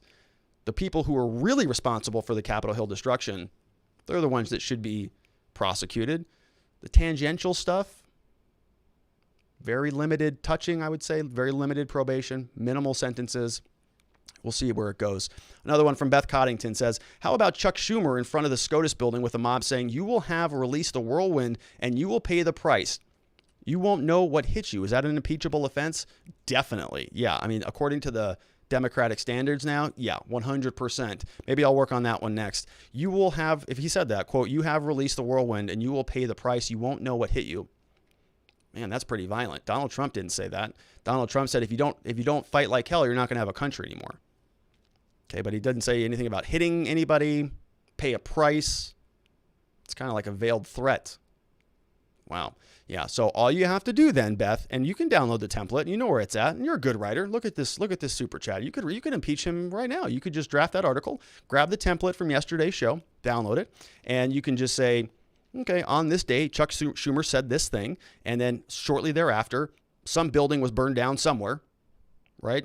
Pick a court building, pick a restaurant, pick somebody with a contingent, a demographic that might respond to that statement. They did something else. Boom, you got it. You just connect the chain. 1, 2, 3. Easy as A, B, C. No problem. You got it. Impeach away, Beth. We have MJ says, can Congress do a recall of their own impeachment of POTUS, especially if more comes out this investigation? So, probably. Well, I'm not sure if they can rescind it or recall their own impeachment, but I think what would more likely happen is that they just don't transmit it over to the Senate. So I think right now, as of today, it's still sitting with the House. I don't know that it's actually been sent over to the Senate. And so, you see that some of these procedural hurdles are used as mechanisms to actually, do substantive things. Sending stuff early, opening stuff, closing stuff, hearing bills, going into recess. Those are all sort of procedural techniques, but they result in substantive changes. And so if the Senate decided or the House decided, actually, you know what, we can't move forward with this thing, they just wouldn't send it. And that's why you hear things like, well, a bill goes to that committee to die, right? It goes over to that committee and nobody takes action on it, and then it just expires at the end of the term. And so that could be one way. There could never be a trial, but I think the Democrats are pretty hot on this stuff. Their base is going to be asking them to get aggressive with it and shove it through. Kenny 1B says Sullivan is the person who filmed Ashley's death, was standing right next to her when shot, shooting in the last 10 minutes of his video. Okay, so that's an interesting fact, right? So he was there. He was right at the forefront of it. And, Ashley, that's interesting because Ashley was part of a different bucket. If Sullivan was part of the BLM, Insurgents USA, police protesting, police riots, those summer protests, if he was part of that bucket, Ashley was a part of a different bucket from what we can tell, right? She had the MAGA gear on, and I think there were text messages from her and her loved one, significant other, talking about going and, watching your six, and a lot of the language that we see from the other buckets. And so it's weird that they were sort of at the forefront together. You've got two sort of opposing groups in many ways storming the building at the same time. Interesting. Thanks for that, Kenny 1B. We have Me Thompson says Crossroads interview Masako. He was calling Ashley dead to incite violence against the Popo. Okay. Yeah, so there's a lot going on in that scene. If you have not watched that yet, Crossroads interview with Masako, definitely check that out. Very, very interesting. And I think Miss Beth Coddington first told us about that. And speaking of Beth, here she is. Says, can't wait to see what's in the declassified Obamagate memo. Let's take them down. Oh, was that a threat? Better impeach me. Yeah, take them down. Oh, my goodness. This show is out of control. Whew. It's a little spicy, Beth. We have another one from Chris. Chris Wolney says, we need to watch these cases closely. Any inequities between the disposition of Trump supporter cases versus those of other agitators should be highlighted. You're one step ahead of me on that, Chris. It's exactly what we're doing. So I'm keeping track of all these. We're going to follow them along. We're going to see what the dispositions are. The dispositions might not come from 6 months, 9 months from now. Who knows? They might plead out early, but I want to see what's going on. Who is getting punished? What are the plea deals looking like? What are the penalties? Are they extending this beyond the scope of what I think is reasonable? Yesterday we talked about Cleveland Grover Meredith Jr., right? He got into a fight the day after, but the media lumped him into the January 6th bucket, even though he was arrested the day after. The other guy, his name's escaping me, he was a prohibited possessor. He was charged later, not as a result of anything that happened on the 6th. So you can see where the tentacles of this thing are going. And I really want to see if there's inequity between the final result. Is a Trump supporter getting prison and a BLM supporter getting a slap on the wrist? Is it vice versa? Is there a racial disparity here? Is it, a political disparity? What's going on? There's a lot. I want to make sure that it's being administered equally and that we're not seeing this expand in a way that just starts crushing people who are only incidentally related to the whole thing. We'll see where it goes, but I do expect to continue to follow these on and sort of keep a little bit of a running log on how this all is going to be handled. We have Turd Ferguson says, impeachment essentially overturns an election. D should require the same amount of evidence to remove Trump as to vote against Biden's certification. So a higher standard. I'd totally agree with that. The same amount of evidence to remove Trump as to vote against a Biden certification. Yeah, so more evidence than what we're currently seeing, according to Mr. Turd Ferguson. Thanks, Turd. We have White Buffalo 84 says, Democrats, after the inauguration is over, let's use the troop to clean up protests in Seattle, in Portland. You think they'll be wanting to do that?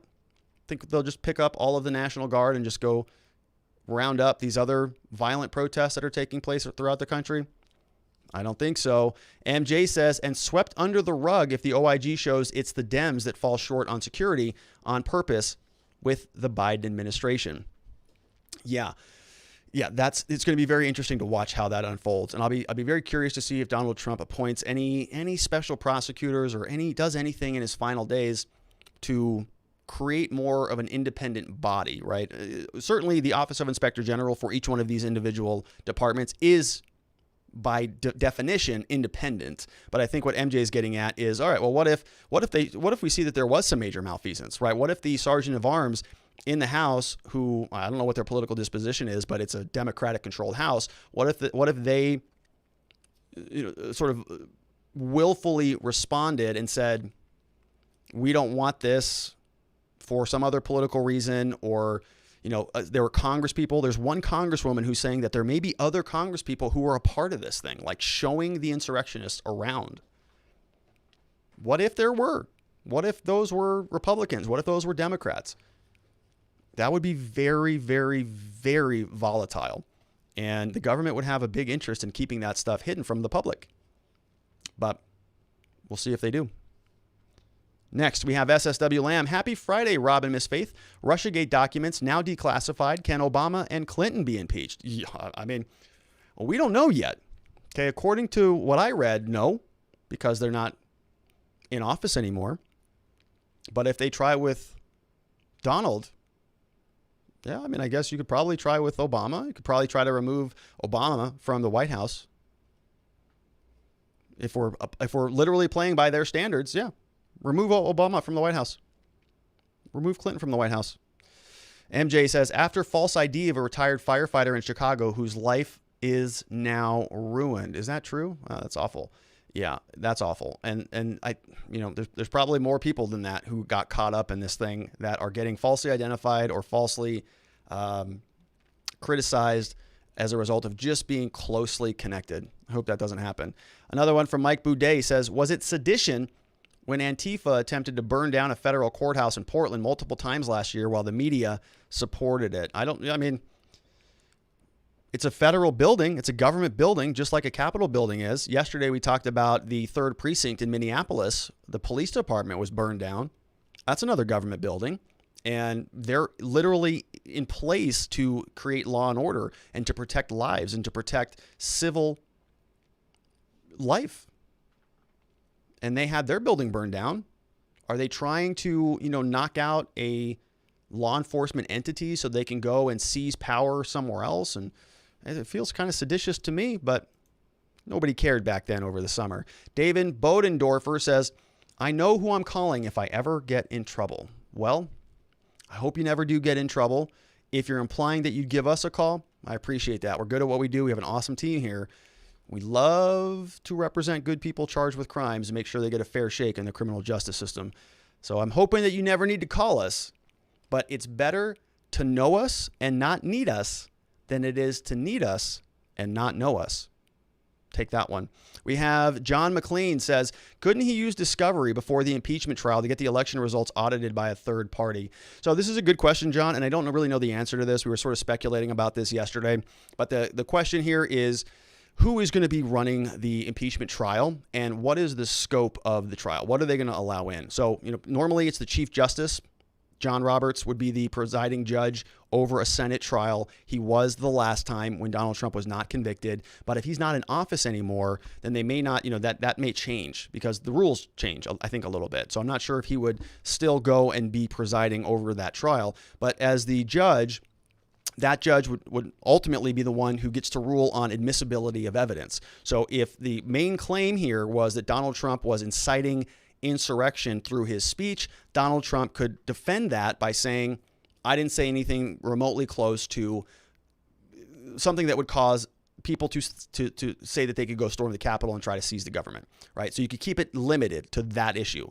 You said bad words. No, I didn't. Or the words I said didn't cause what happened on the Capitol building. But let's say they said, okay, well, it's more than just those scary words you mentioned in your speech. It's also this whole other realm of statements that you've made over the last 2 months since November 3rd. And they would say, well, you also said this election was fraudulent and this election was stolen and this many dead people voted and all of those things. Well, the argument from Donald Trump's defense team would say, okay, well, now they just opened the door. They're making claims that what I said was factually inaccurate. Okay, when I said back on Twitter when I had an account that, 100,000 dead people voted in Wisconsin. I don't know if he said that, but I'm just giving you an example. So if he said that, and they said, well, no, that was part of your sort of universe of malfeasance, your universe of bad language that was contributing to an environment in our political environment that was responsible for the burning or the attack on the Capitol, then Donald Trump could say, well, yeah, I did say those things, and here's why I said them, because they're true. And this is the evidence that I have to support those claims. So you can see how the scope can change. So if they're opening the door and making claims, then he can respond to those claims with evidence. Now, that's how it would work, loosely speaking, in a general courtroom. But this isn't a general courtroom. This is a political courtroom. It's basically a show trial. And whomever the person is who's running the trial is going to have some ability to allow certain evidence in or keep certain evidence out. And we just don't know what that looks like yet. Sword and Scale says, do you think the Dems will seek criminal charges for Trump once he's out of office? Yes, I know they have no valid standing to do so. So Sword and Scale, that sounds familiar to me. Is that a podcast? I think that is a podcast. Go check out Sword and Scale. Do you think the Dems will seek criminal charges for Trump once he's out of office? Yes, I know they have no valid standing to do so. So I think yes. I think certainly yes. I think that's already underway, actually. I'm not sure if they're going to seek criminal charges for any of this insurrection, sedition stuff. I don't think they have a case for it, quite frankly. I think it's free, protected political speech. You're allowed to go out there and encourage your rally to fight. Every single politician in the history of the country has said something like that. And we have to go win. We have to go conquer. We got to go fight. Get out there, hit the streets. Get in their faces, as I think Eric Holder said. There's a lot of that type of language. So I don't know that they could charge him for that after the fact. But we do know that I think one of the U.S. attorneys, I think in the New York district somewhere, they're investigating his taxes and they're investigating all sorts of stuff. And so you're going to see a lot of U.S. attorneys, a lot of prosecutors around the country who want to make a name for themselves, write a book, become a correspondent on MSNBC for being the person who is prosecuting Trump. Like, a lot of people are going to get a lot of mileage out of that. And so I would expect to see a lot of legalities going on for the president for the foreseeable future. Good to see you there, Sword and Scale. We got Super Plata Nanoman says Trump should have accepted the results of the elections. All their cases was thrown out, and you should have called this a long time ago as a lawyer. All right, so yeah, I mean that's one opinion. I would disagree with some of that. Number one, I think that when Trump should have accepted the results of the election is totally still up for debate. I think many people in the country still don't really believe the results of the election, whether you do or not. There's, I think, a big contingent of the country that doesn't. I think there's a lot of questions about what happened there. All their cases were thrown out. I really have not seen, we covered probably 20, 25 lawsuits on this channel over the last 2 months. They were thrown out on really, really preliminary bases. They were thrown out for standing, mootness. Some of the other ones were just thrown out on technicalities. The whole thing was just kind of a mess. There wasn't a lot that actually got deciphered in the courts. Arizona was the closest one that I saw, where they were saying that they did a limited audit and they did a little bit of a bigger expanded audit in the courts. This was not something that was done by the Secretary of State or by an election committee. This was done in court. And that was really the only one that sort of had some evidentiary hearings, had some witnesses present evidence and get cross-examined. And largely that just didn't happen around the country. Most of this stuff was denied by the Supreme Court. The Supreme Court didn't really weigh in on any of the underlying issues. Even Texas filed a lawsuit that was signed off on by, I think, over 100 100,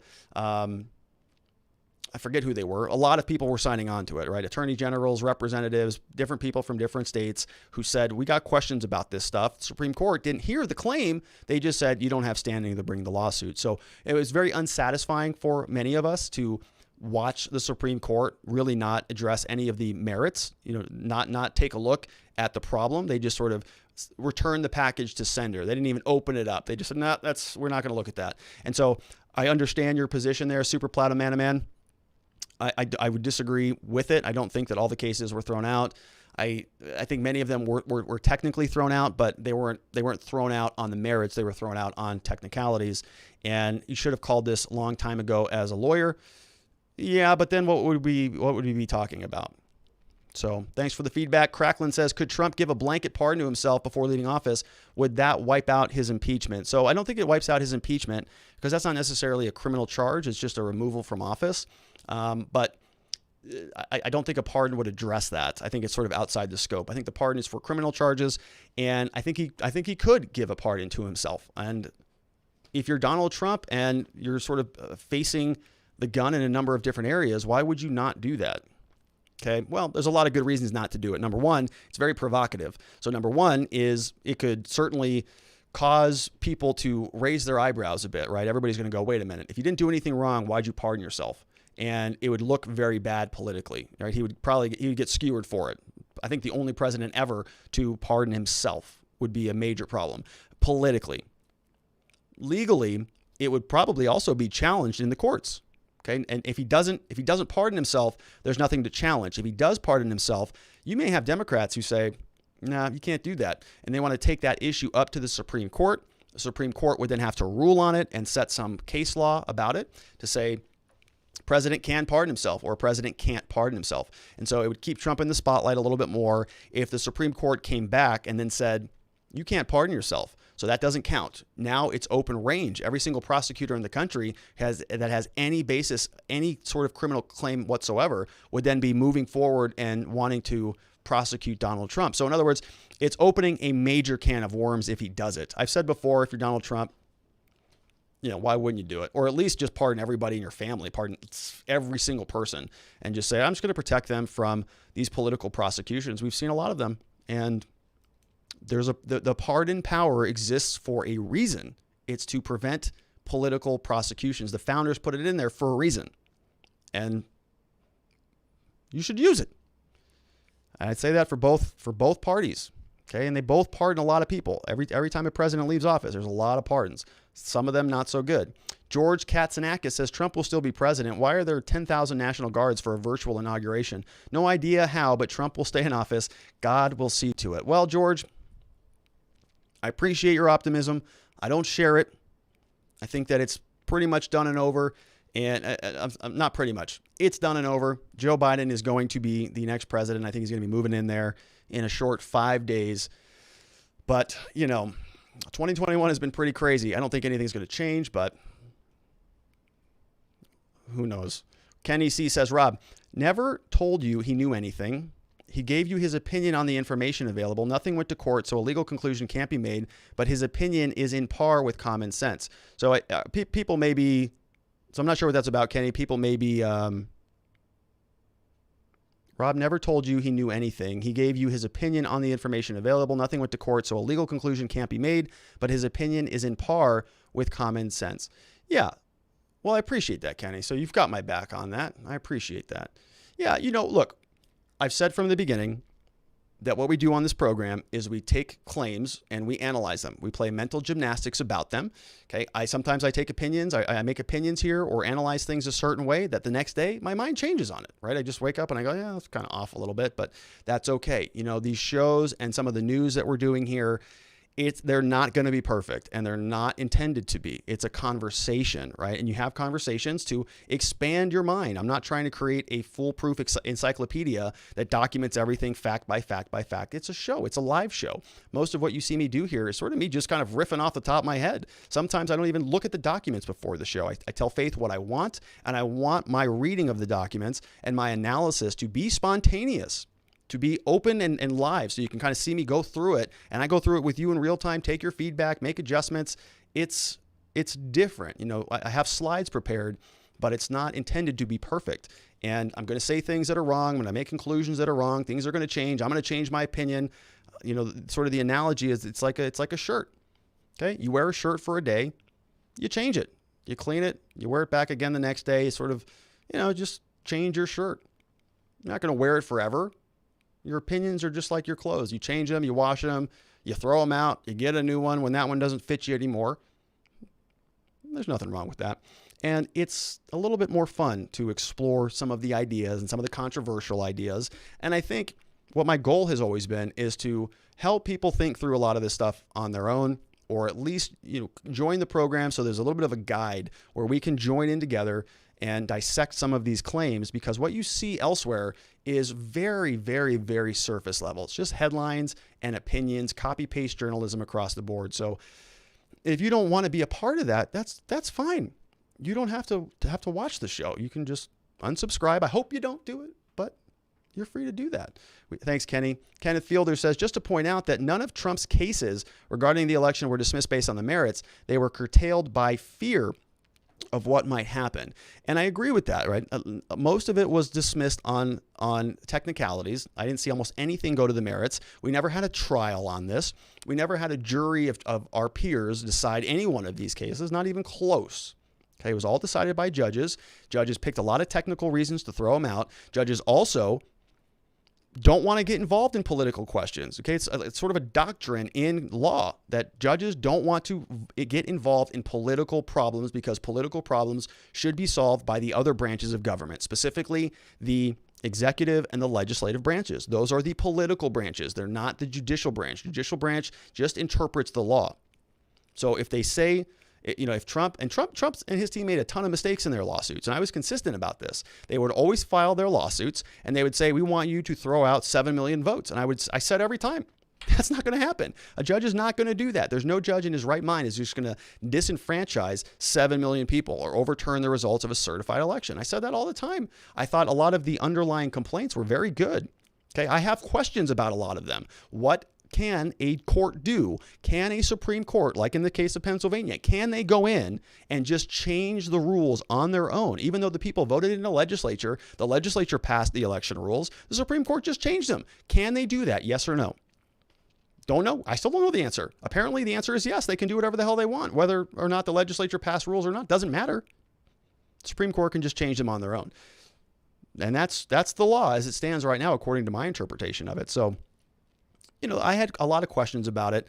I continue to have a lot of questions about it, but I'm also living in the world of reality where, yeah, Joe Biden, according to their numbers, got more votes, got more electoral votes, went through the process. They challenged the cases in court, didn't go anywhere, had the riots on January 6th, so they didn't get to present much there either. And Joe Biden got the votes read in. He's on the congressional journals. He's going to be moving in a short 5 days.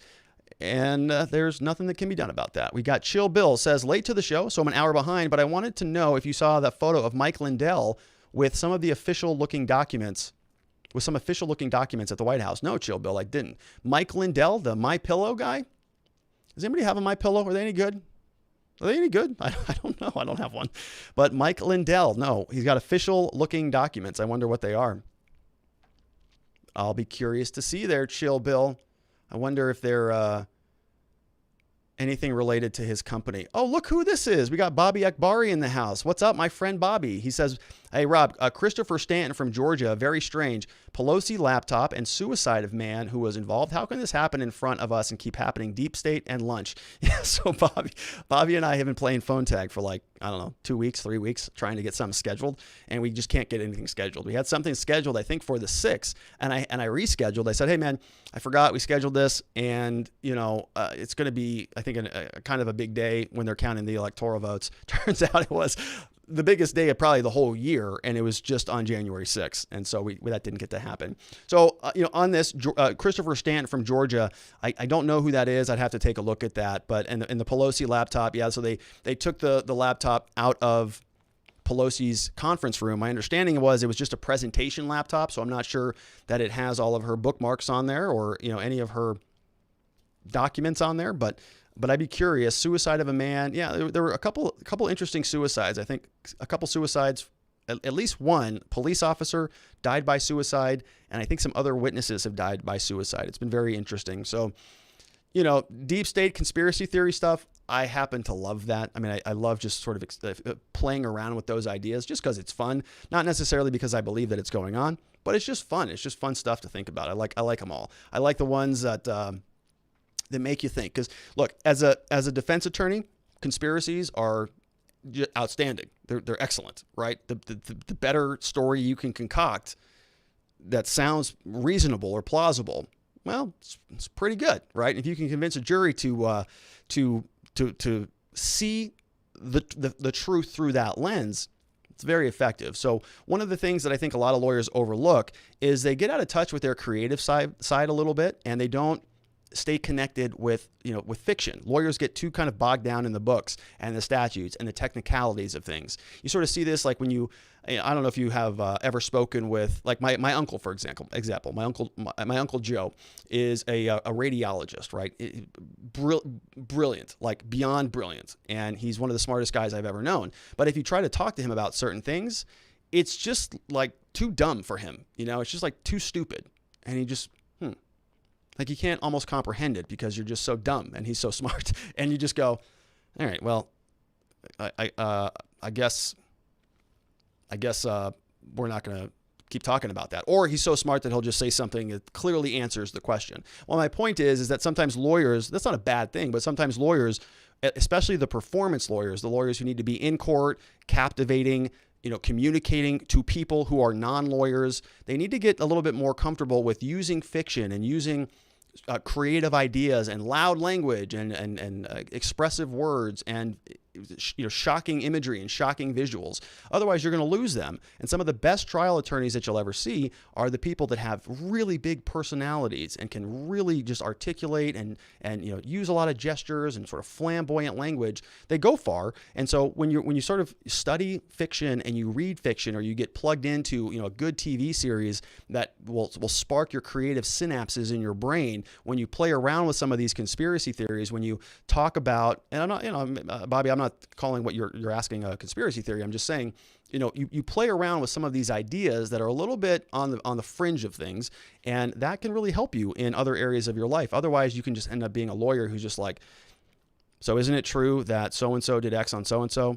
Thank you. Isn't it true that and it's just the most boring thing in the world. You're going to lose your cases, not because you have a bad case or weak evidence, but because you don't know how to argue. You don't know how to put on a show. And so that's why I think some of the conspiracy theory stuff is just fun. It's just fun to play around with because some of them will make a lot of very, very interesting connections. But Bobby, we'll be able to dive into that when we have lunch, my friend. Thanks for reaching out. We've got Cars Connection Online. When is Myth Face going to host a show? Stop hogging up the airtime, LOL, or maybe have her as a guest host. Car Connection Online. Everybody wants Miss Faith. Miss Faith, do you see? They want you. The people have spoken. Car Connection, she made a vow that when we get to 100,000 subscribers, she's going to come on the program. We're getting close. We got a little bit of a stall in our growth because we got put in the penalty box for talking politics, but I think we might be coming out of that soon. I hope so. We'll see. And then we'll have Miss Faith. It'll be worth the wait, believe me. Chairman of the board. I had a flat tire last night. Thank goodness I had a Crowbar in the trunk to help me change the tire. Those things come in handy during a crisis. I had a flat tire last night. Thank goodness. I can't even read it without laughing. One more time. I got a flat tire last night. Thank goodness I had a Crowbar in the trunk to help me change the tire. Those things come in handy during a crisis. Outstanding, Chairman. Outstanding. Very, very, very good. Very good. We have Sword and Scale says, does Parler have a massive antitrust lawsuit at its disposal? Well, they're in the middle of one right now. They've actually already filed. Amazon responded. We covered Parler's original suit, Amazon responded. We covered that yesterday. And then I think Parler responded to the response. So they replied to Amazon's response.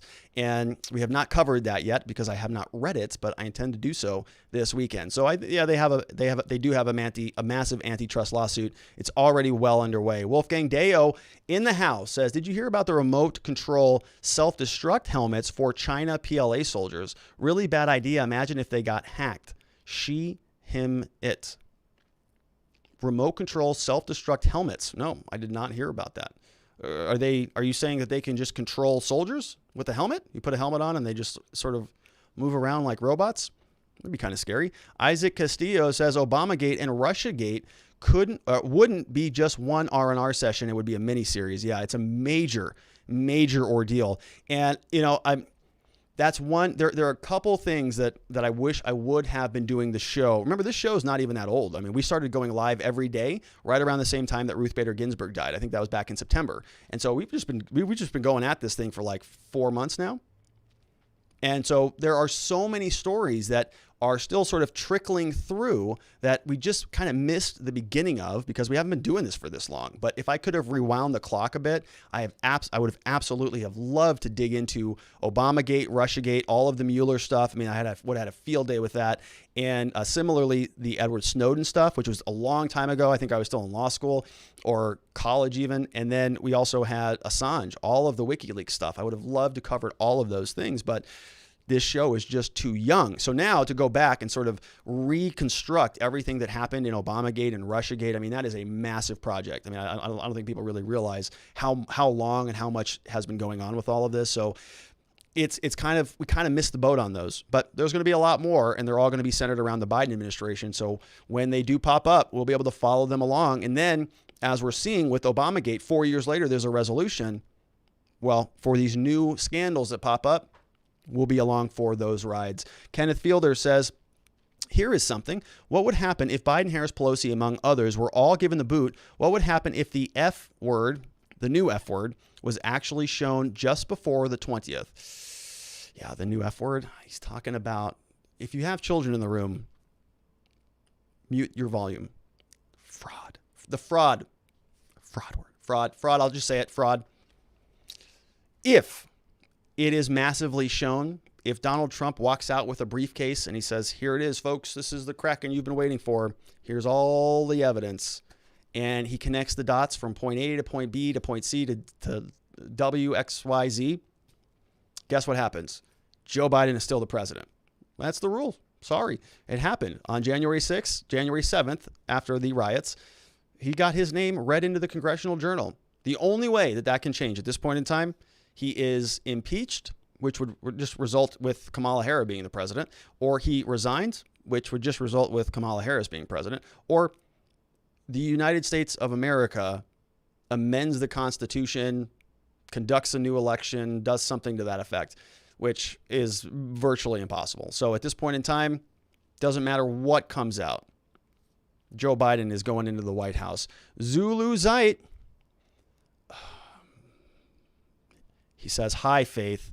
Hi, Faith. Regarding Congress, is it illegal? Is it legal? And do they have the votes? A wise man once said about a measure of righteousness in congressional action. Is it legal? And do they have the votes? A wise man once said about the measure of righteousness in congressional action. So I'd be curious to see who said that there, Zulu. You tease us. You tease me with a good quote, and I don't even know who said it. But that makes sense, right? A wise man once said about the measure of righteousness, it is legal, and do they have the votes? Pretty low standard, so I think that's right. We got Toots Magoots says, impeach them all. Have a nice weekend. Yeah, now you can. Now you, ladies and gentlemen, can impeach your own congresspeople. Just download the template. Type in a quick paragraph. Probably take you 10 minutes. Boom, there you go. Article of impeachment. Send that over to your congressperson. Send it to the people you're impeaching. Hey, my family and I, we got together around the dinner table this weekend, and we just decided to impeach your ass. Here you go. And just send them out to everybody. Have a field day with it. Good to see you, Toots Magoots. We got another one from Wolfgang who says, can we impeach Trump again? How many more times can we get in? Impeach the white devils, stop the steal, Biden and Tara Reade. Impeachment party. Yeah, big time hashtag impeachment party. We had a lot of fun yesterday. I did my first impeachment. You know, I had a good time. Really easy. I mean, I don't know why I didn't start impeaching a long time ago. It was pretty good, pretty satisfying. So I'd encourage you to do that. And yeah, I mean, how many more times can you get in? My thoughts on this whole impeachment thing, I'm not even mad about it, you know, about Donald Trump getting impeached. I'm not even upset. It's just like, okay, he got impeached again. For what? Like, what's the standard? You know, if there was something really robust in that document that showed that he did something horrendous in the document, okay, I know what their claims are outside of the House of Representatives. And I don't agree with Donald Trump on a lot of things, but they're saying in this document, this is worthy of impeachment. There was nothing in there worthy of impeachment. So how can you even be mad about it? Even if you're Donald Trump, you're going, really? That's it? Okay. So, you know, it's basically meaningless. And they did that to themselves because there's nothing in there that's worthwhile of impeachment. So it looks very foolish in my mind. It's not even impactful. So yeah, impeach him 3 more times. Who cares? He's out of office anyways. Impeach him 5 more times for all I care. Isaac Castillo says, bad joke. Biden will choose Beto O'Rourke to do mandatory buybacks. Beto starts off by saying, choose AR-10s as they're 5 AR safer than the AR-15s. It's not a bad joke, Isaac. It's a good joke. It's a good joke. So he's doing math with AR-15s. He says, starts off by saying, choose AR-10s as they're 5 ARs better than the AR-15s. It's a good joke, Isaac. I appreciate that. He says, happy Friday, Robert. This channel is becoming my Zen hour for logic on my daily drive home. Keep kicking butt. It's good to see you, Isaac. I appreciate that. You know, and I love it. I mean, I have so much fun. Honestly, your joke's hilarious. Everybody's hilarious. You know, you need a Crowbar to change your tire. It's good stuff. So I'm having a blast with you guys. I'm glad that it's mutually enjoyable. We have Za Jiang says, impeach Pelosi for stealing Biden's inauguration show. Yeah. Pelosi's next on the impeachment party. I think easily. She's easy. She's been in Congress for like 400 years. So you could find any statement and connect it with anything else that happened that was wrong and impeach her, including stealing Biden's show. Right? K. Bean says, if Trump declared martial law, would he stay as president? So, you know, I don't know. I mean, I think yes, right? If you install the military to seize power, then technically, but is he actually president at that point in time? Or is he dictator Trump that has seized power of the country using a military force? So I wouldn't say he's president anymore, right? He's now a dictator who became authoritarian and used the military to undermine America. And I would have a total disagreement with that. Now, would the military even consider doing any of that stuff? Not from anything I've seen. Right? In fact, they've said the opposite. And they follow the rules. Even when Nancy Pelosi wanted to go to the Joint Chiefs in her own little internal coup to seize Donald Trump's lawfully elected power to control the nuclear codes, she was trying to seize that away from him, which is a coup, right? Trying to take away power, one branch from another branch, even though that branch was lawfully elected. She tried to do it, and the Joint Chiefs said, no, that's not how this works. Okay? We follow the rules. You got to follow the rules. Trump's still the elected president, whether you like it or not. Get out of our office. So they're not gonna work with Trump to go and take over control of the country. MJ says Sullivan's own video showed trumpets telling everyone on megaphone to be calm and respectful, and the cops would let them in, while Sullivan was saying burn it down. I think I saw that video. I think that was the video that was over on Crossroads with Masoka, or that woman's name. And yeah, there was somebody on a bullhorn saying, calm down, calm down, calm down. I didn't know if that was a Trump supporter or a cop or an undercover cop or who that person was. But yeah, I mean, still wrong that they were there, right? They were in a place physically where they should not have been. It's illegal to be there. But are they seditionists if they're just saying, hey, look, we want to just go inside and peacefully protest? There's other precedent for people breaking into Capitol buildings, not the U.S. Capitol building, but other Capitol buildings in the middle of a session and sort of staging a walk-in protest. It's happened many, many times in this country. And that was not called insurrection. So you could make the argument that if that's all these people were trying to do, that's not sedition. That's not treason. It may be illegal because they're interfering with the government business, but it's a different category. It's a different categorization that's intellectually dishonest to lump all of those people with seditionists, with other individuals who are saying, burn it down. It's two different things, but they're being treated the same. We have Suki Love says, thank you again. Can't see how we fix corruption this deep. Biden cabinet, a disaster. 4 more years of disastrous backdoor deals, corrupt elections, just bad. I think a lot of people in the country feel that way, S. Love. We'll see. I'm a little bit more optimistic about a lot of this. I'm not a fan of Joe Biden or Kamala Harris, largely because of what they've done to the criminal justice system. I live in that. I built a whole company in that space, and I don't like a lot of what we see. And if I could connect it to anybody in the country, it's those two. I mean, truthfully, I don't know anybody who's done more to change the criminal justice system than specifically Joe Biden. And Kamala Harris was operating inside that same system for a long time as a prosecutor over in California. So I don't have any love for them, but I'm curious to see, right? And I tend to be optimistic about these things. If it is true that the majority of Americans really did vote for Joe Biden and Donald Trump was really so problematic for them, let's see. Okay. I'm open to the idea that I might have a blind spot, that I might be wrong. I typically believe that the government, I'm very cynical about the government. I think it's largely a non-performing entity. I think it just gobbles up a lot of good assets that could be used for higher purposes and sort of devolves into something that is waste and fraud and useless product. It doesn't really produce much of anything. It just sort of takes a perfectly good hamburger and turns it into a perfectly coming out the other end useless piece of garbage, right? I'm cynical about the government, but I know a lot of other Americans are not.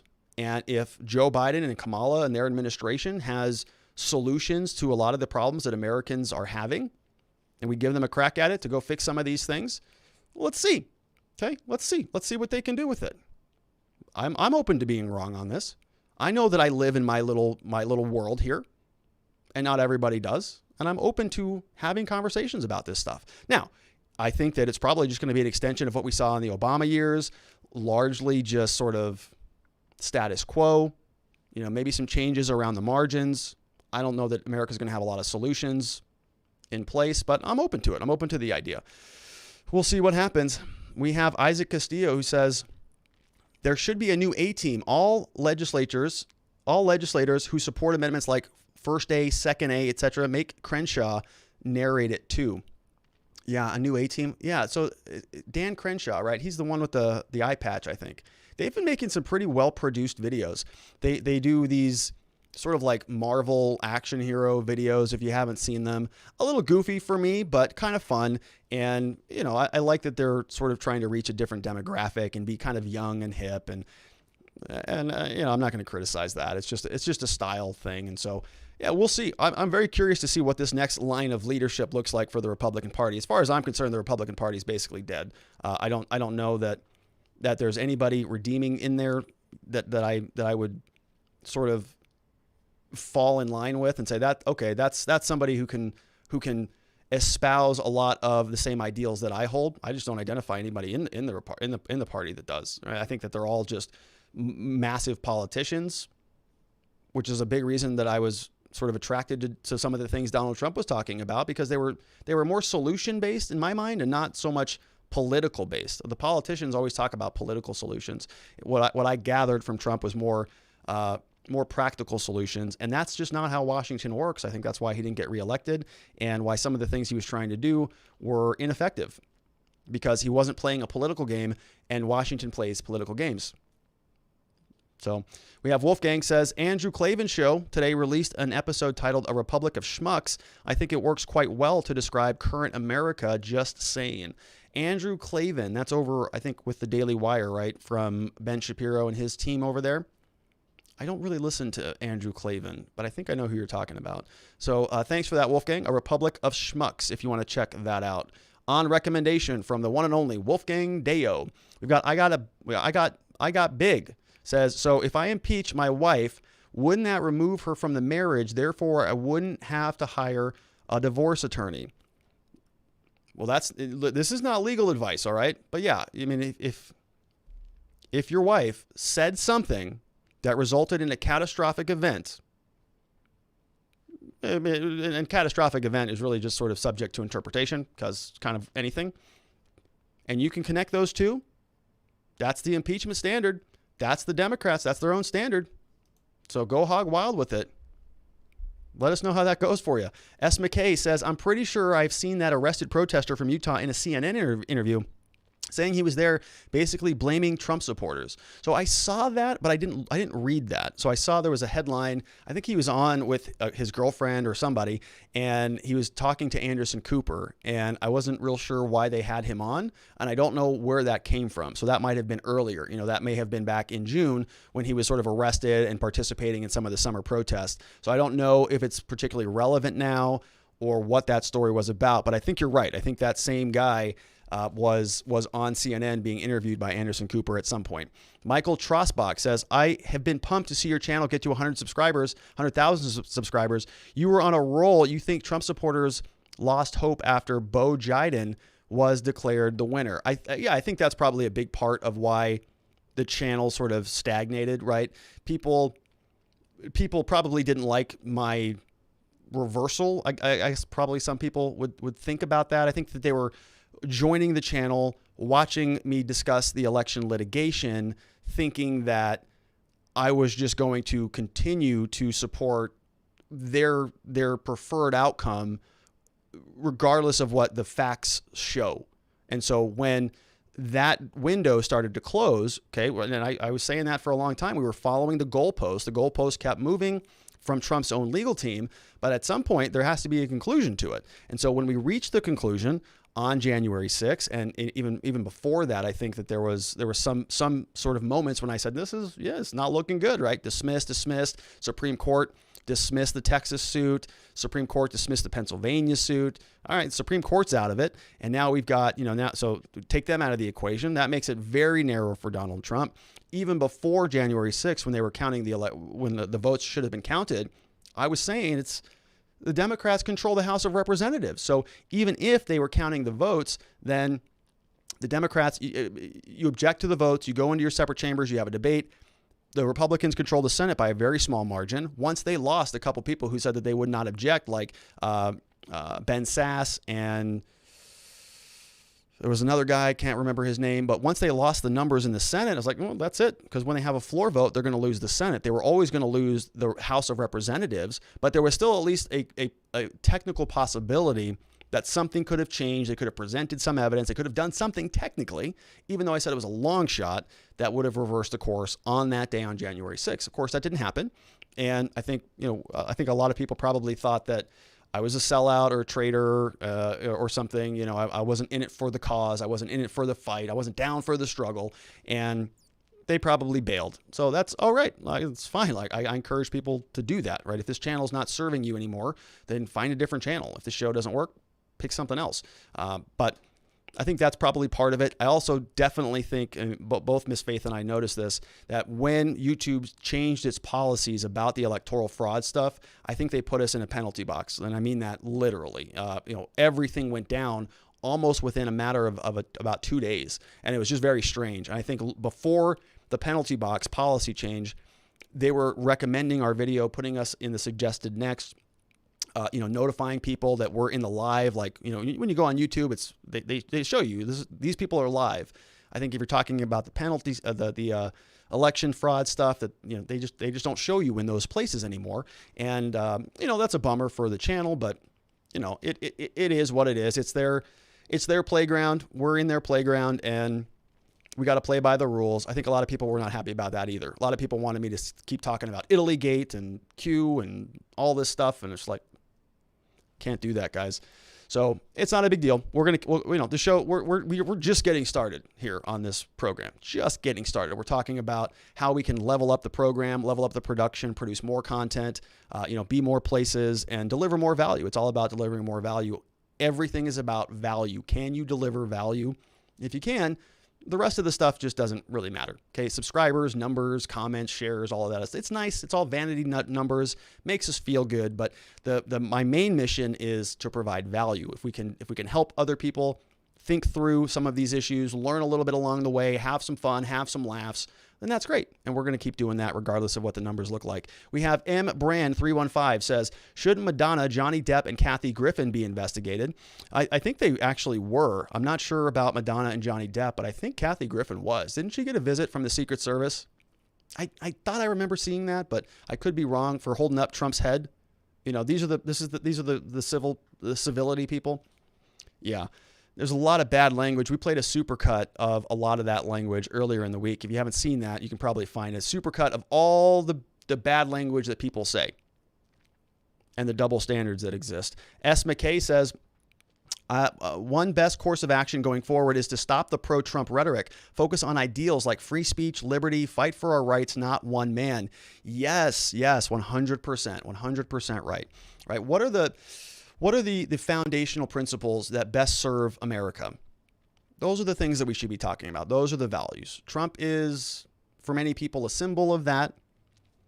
But those underlying principles and values are more permanent. They're everlasting in a way that no person is. And so that's why if you can always come back and focus on those, I think you're going to be a lot more effective. It's not about Donald Trump being in office. Not for me personally. For me, it's about less regulation, less taxes. Those are some of the things that I appreciated that he did. And that's important because I believe in personal responsibility, personal property. I like the idea that I can do something better for the country with my money and my assets, like creating a business, hiring employees, helping more people with their criminal cases, just contributing more to society than the government can. And so, that's a principle that exists and is everlasting beyond any particular leader. And if we can focus on that as a country, and if you're a Democrat too, the same stuff, right? You don't have to, AOC does not have to be your savior. Joe Biden is not your savior. Barack Obama is not going to fix every single problem in America. These are just temporary figures that come and go. The bigger question is, what are the important concepts, the civic virtues that we want to live by and see embodied throughout our country? If we're in alignment with those, then the people on the top, they can come and go all day long, but they're not saviors. They're not going to save the country. Just like Joe Biden's not going to destroy the country. Just like Barack Obama didn't destroy the country. Just like Bill Clinton, George Bush, they didn't destroy the country. Everybody says that every time, but it never happens because America is robust, because most people, I think, are more in touch with their lives. Government is not life. Life is life. We got to remember that. Keep things in context. Charles Reed says, so Sidney lawsuit now gets discovery, correct? How does discovery work in the impeachment? Trumpism does not die with Trump. Yeah, so Charles, Sidney's lawsuit, I'm not sure where that's at. I know she got served with a lawsuit from Dominion for something like $1.3 billion. So, yes, I think in response, I haven't seen her response, if she's filed a response, which is interesting. Why have I not seen that? Nobody's even talking about that. Why did I miss that? So anyways, I'm not sure if she's filed a response or what, but I'm sure as part of her response, she's going to be asking for Dominion to open up their books so that she can go inside and take a look around. Whether the judge grants that or not is up to the judge. And the discovery is a very complicated process. It can take a long time. You can have, I think I explained this on the show yesterday or earlier this week. You can have a stipulated discovery where you make an agreement. We're both going to give you these documents. You can have contested discovery where you're fighting over every single shred of paper and every document. So it could be very, very long. And I answered the other one on impeachment earlier on this program where I was explaining, I don't know, right? It's up to sort of the judge who runs the proceeding. And it also is responsive based on what evidence is introduced. So if a prosecutor, or in this case, the Democrats who are prosecuting the impeachment against the president, if they start opening the door, meaning they start the conversation, then Trump could respond and they could introduce evidence and in that way, sort of a call, response, answer.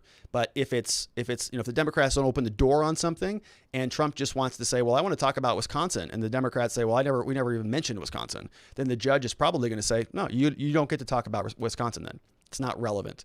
Another one from Frank App says, thank you for sharing the truth. Everyone else is getting banned. What other platforms can we go to hear you? So good question there, Frank. I don't think that, I'm hoping that we're not in that category of potential bans. I think that what we do here is useful. I think we're just, sort of analyzing the news. Sometimes we can be a little bit provocative, but it's pretty vanilla stuff to a lot of the other stuff that I've seen from the people who have gotten banned. We try to keep things, PG, family show, level-headed. And I think that I'm hopeful that we're safe, but you never know. But I do upload these videos. So as soon as the show's over, I turn around, I use those computers to upload the video to Rumble. And then we're also on It's called Buzzsprout, but it's a podcast. I think you can find us on all the major podcast platforms. So there is an audio-only version as well. We're talking about some other platforms, maybe with some smaller sort of micro content, maybe some others, maybe some personal stuff as well. I did an existence systems type of presentation on January 1. And there's other platforms where we can have a little bit more of a less public, more intimate connection, places like Locals or some of those other sites. So we'll see. We're trying to figure all of that out right now. But you can find us on Rumble and on your podcasting app. So just pick a podcast app and type in Watching the Watchers, type in Robert Gruler. You'll find it. We have Ron B. says, why would Trump need to pardon himself because the impeachment is unconstitutional? There was never no trial or evidence, period, says Ron B. And I agree. So the trial hasn't happened yet because that does take place in the Senate. And the evidence that we saw was very, very minimal. I mean, at least from the documents, I didn't listen to the whole impeachment proceeding, so I'm not sure what else they brought in there. But from the document itself, which is like an indictment, there's nothing there. Just a couple bad statements. And, Trump wouldn't need to pardon himself for the impeachment. He would need to pardon himself if he wanted to prevent any further criminality or any other criminal charges from coming from his conduct that was from his time in the White House. So it would sort of be a preemptive pardon. We already know that he's being investigated by, I think, the U.S. attorney from the District of New York, one of the New York districts, and other prosecutors are going to try to cut their teeth on making a career out of prosecuting an ex-president. And, they'll write a book deal or become a correspondent on MSNBC. So that may be why he wanted to do that. Grandpa's Place says, everyone that voted for the impeachment should be charged with 18 U.S. Code 242. So I don't know what that is off the top of my head. I look that stuff up before I comment on it, but it may be like a sedition charge or something to that effect. But thanks, Grandpa's Place. Good to see you. We've got Chris Wolney says, the bar is going dangerously low to destroy Trump. Anyone could be fair game after this. But does the bar really matter if a case can be dismissed for any lame excuse they find and no explanation? The bar is extremely low. And I think what you're talking about is the impeachment stuff. And yes, it's extremely low, right? And it's a different sort of system. So it's a political court versus a criminal court or a civil court. And you're right. I mean, the standing stuff, the mootness stuff, the latches, arguments are all sort of excuses not to hear a case. I mean, really, you can, if you are in law, you can find something to justify basically anything. I mean, virtually anything. You can find case law, you can find statutes, you can find opinions to make an argument for almost anything. That's why lawyers do what we do. Okay, if it was all black and white and cut and dry, you wouldn't really need a lawyer. You could just go on LegalZoom and draft a will because it's just a form and they just ask you a couple questions and like TurboTax it, right? For some of those things. Now, I don't think that's a good way to do a will. I'm not endorsing that. I think you'll get a lot better value and a lot more thoughtful approach with an attorney. But you can see that the law is messy. The law is gray, and you can find a basis to do anything, which I think is what a lot of these judges were doing with the election litigation. They just didn't want to rule on a political issue. And so they just concocted reasons as to why they couldn't hear the case. They just kind of punted, which was unfortunate because we're going to be back here again, folks. We're going to have another election in 4 years for the president, another election for senators and the House in 2. We're going to go through this again if we don't solve some of this stuff. Do you think that the next election, everybody's just going to go, oh yeah, I forgot about 2020. Well, the elections are probably good this time around. No. So I would hope that our Congress people, that our elected officials can make some progress in these next 2 years, but I'm not holding my breath. S. McKay says, continued, problem with Trump being face of 80 million people is attack Trump, injure the entire movement, need to be strategic, more bulletproof rallying point. So yes, so I agree that there is a huge contingent here of individuals who are supportive of Donald Trump that are going to be feeling very isolated, very cut off because they've been deplatformed. They've been told that they're terrorists. They've been told that anybody who supported Trump should be deplatformed, that their businesses should be canceled, their diplomas should be rescinded, that they shouldn't be able to travel and do all of this stuff, and that they are just the dregs on American society, as is sort of illustrated by how the media is interpreting anybody in the Trump team. And that's not good. that's not good at all. I think you're going to see a lot of angry people as a result. And I'm just hoping that the pressure cooker doesn't get to the point where there's no relief valve because people don't have an outlet where they can communicate, and then it turns into a big explosion. Ron B says, I'd say we fire all the Dems and the fake Republicans and impeach. Yeah, that's the point. Ron, you were here yesterday for the impeachment party. Impeach away, my friend. Toots Magoo says, what are your thoughts on the murder of Seth Rich? Hey, that's another, good to see you, Toots. That's another one before we started this show. And I didn't spend a lot of time talking on it. I've really sort of gotten a deep dive into politics. I've always been interested in politics, but since we started this show, I've been really just all consuming it. But Seth Rich, I have not really looked into that much. I think he was a DNC staffer who was killed, and I think the allegations around that murder were that he was the one responsible for leaking some information to somebody that was damaging to Hillary Clinton. And then the allegation was that he was killed because he was the leaker and was maybe promising to release more information. But that's all I know about it, so I don't have much thoughts on it. Was he killed? Was it a robbery? Was it a robbery that they didn't take his wallet or something like that? We'll be curious. We have Chris Wolney says, look into the JFK conspiracy theory. Similar themes today. Yeah, JFK is an interesting one. Why don't we know what happened on that? Can Trump declassify that also? Or would it just feel too close to home? Like maybe the major power structure doesn't like when you have somebody come into the power structure and disrupts it. So they get rid of you by any cost. Does seem sort of reminiscent of what happened back then. We have chairman of the board with another one. Just curious, can you be impeached for threatening somebody with a crowbar? Probably. Yeah. I mean, impeachment, right? So if you have a crowbar and let's say it's old, right? It's been sitting in your desk for a long period of time and you need it in the event of a Capitol Hill riot. So that crowbar is probably pretty stale, kind of hard, not as chewy and delicious as you might prefer. And let's say you threw that crowbar at somebody and that crowbar hit them right in the head. That's pretty violent. That's a high crime and misdemeanor. That's an impeachable offense. We have Sumo Wow says, at this point in time, I'm more worried about how Donald will be seen in the future and what all this media bias might say about our past as well. Was it just as bad back in the day? Yeah, again, so I remember what happened after George Bush left office, right? George Bush was so universally hated, George W. And I was in, when was that, 2008-ish? So I was just wrapping up college and just about to go into law school. And I remember how hated he was. I mean, just hated. No war for blood. People were protesting all over the place. We had Cindy Sheehan, he killed my son, and all of the moms, with soldiers who've died, were just ripping him apart every day. And I thought, my goodness, man, like this is wild.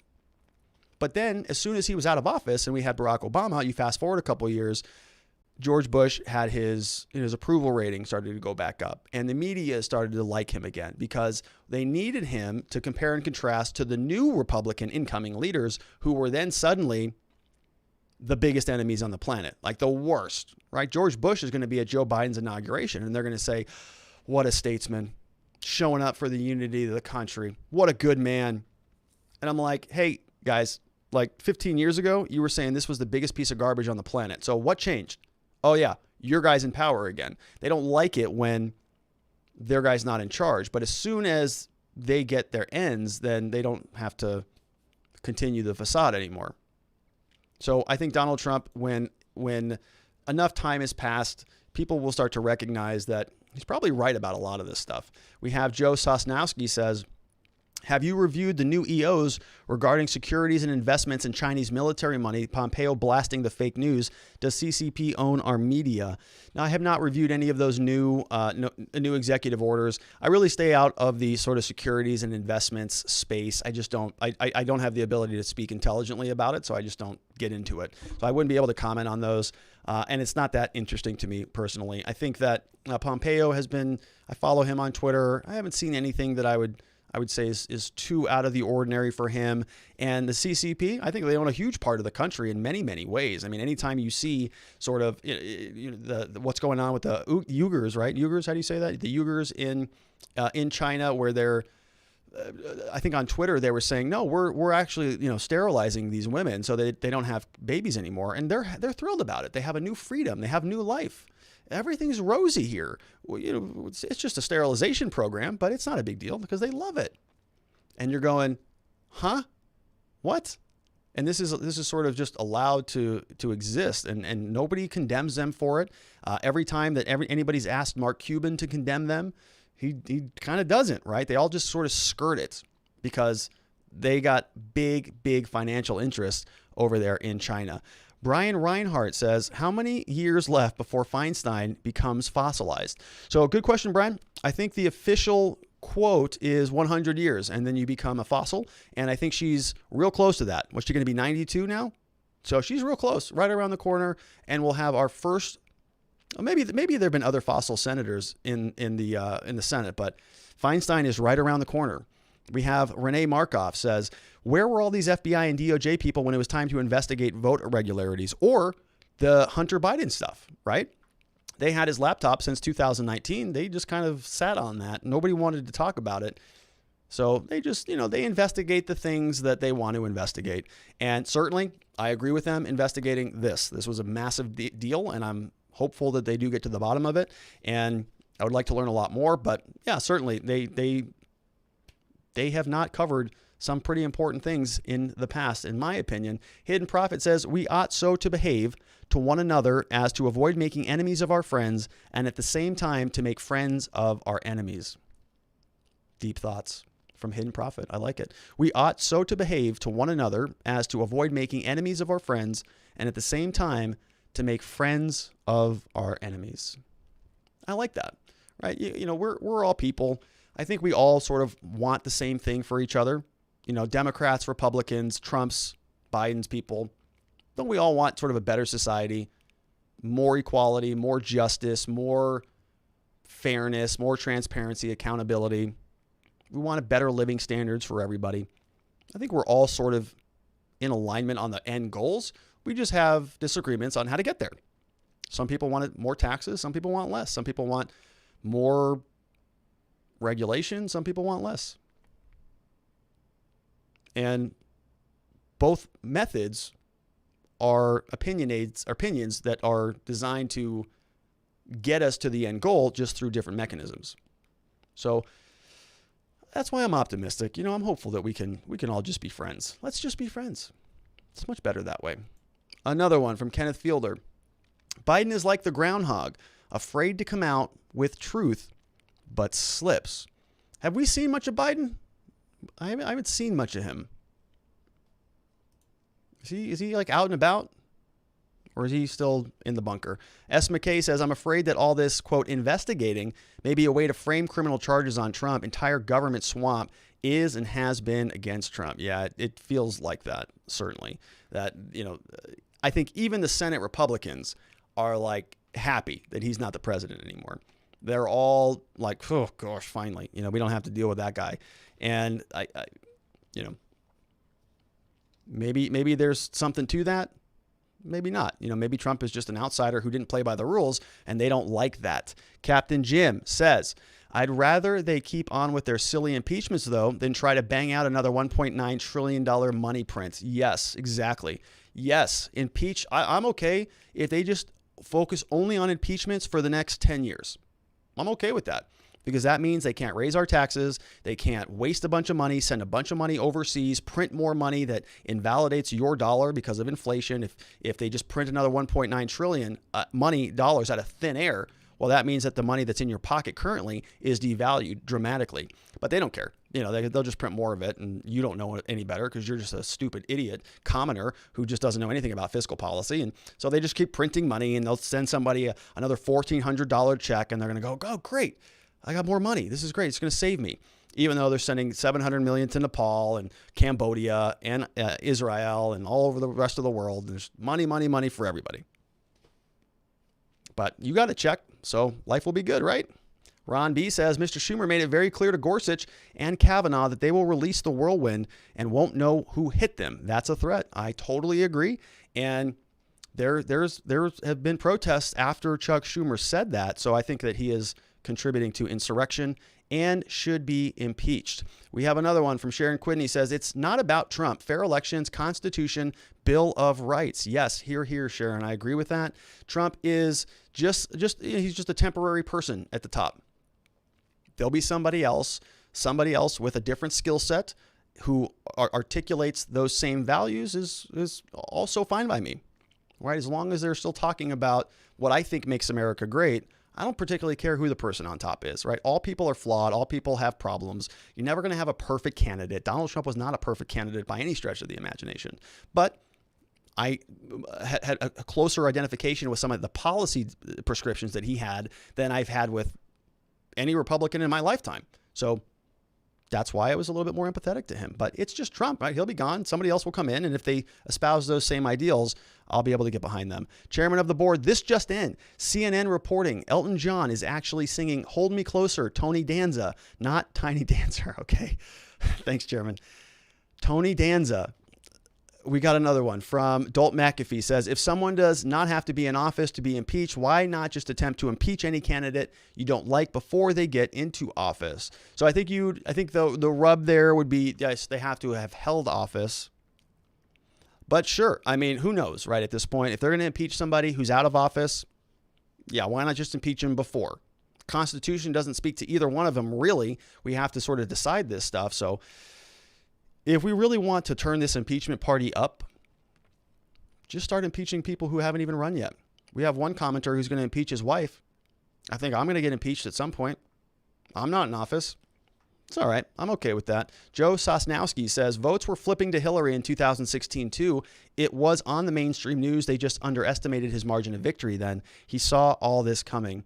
Well, if he did see it all coming, then I'm disappointed by his response because he was not prepared to deal with it. Zulu Zeit says, if patronage is supposed to be predicated upon hearing what one wants to hear, I am the most oblivious masochist in the universe. Stay being yourself. Yes, okay.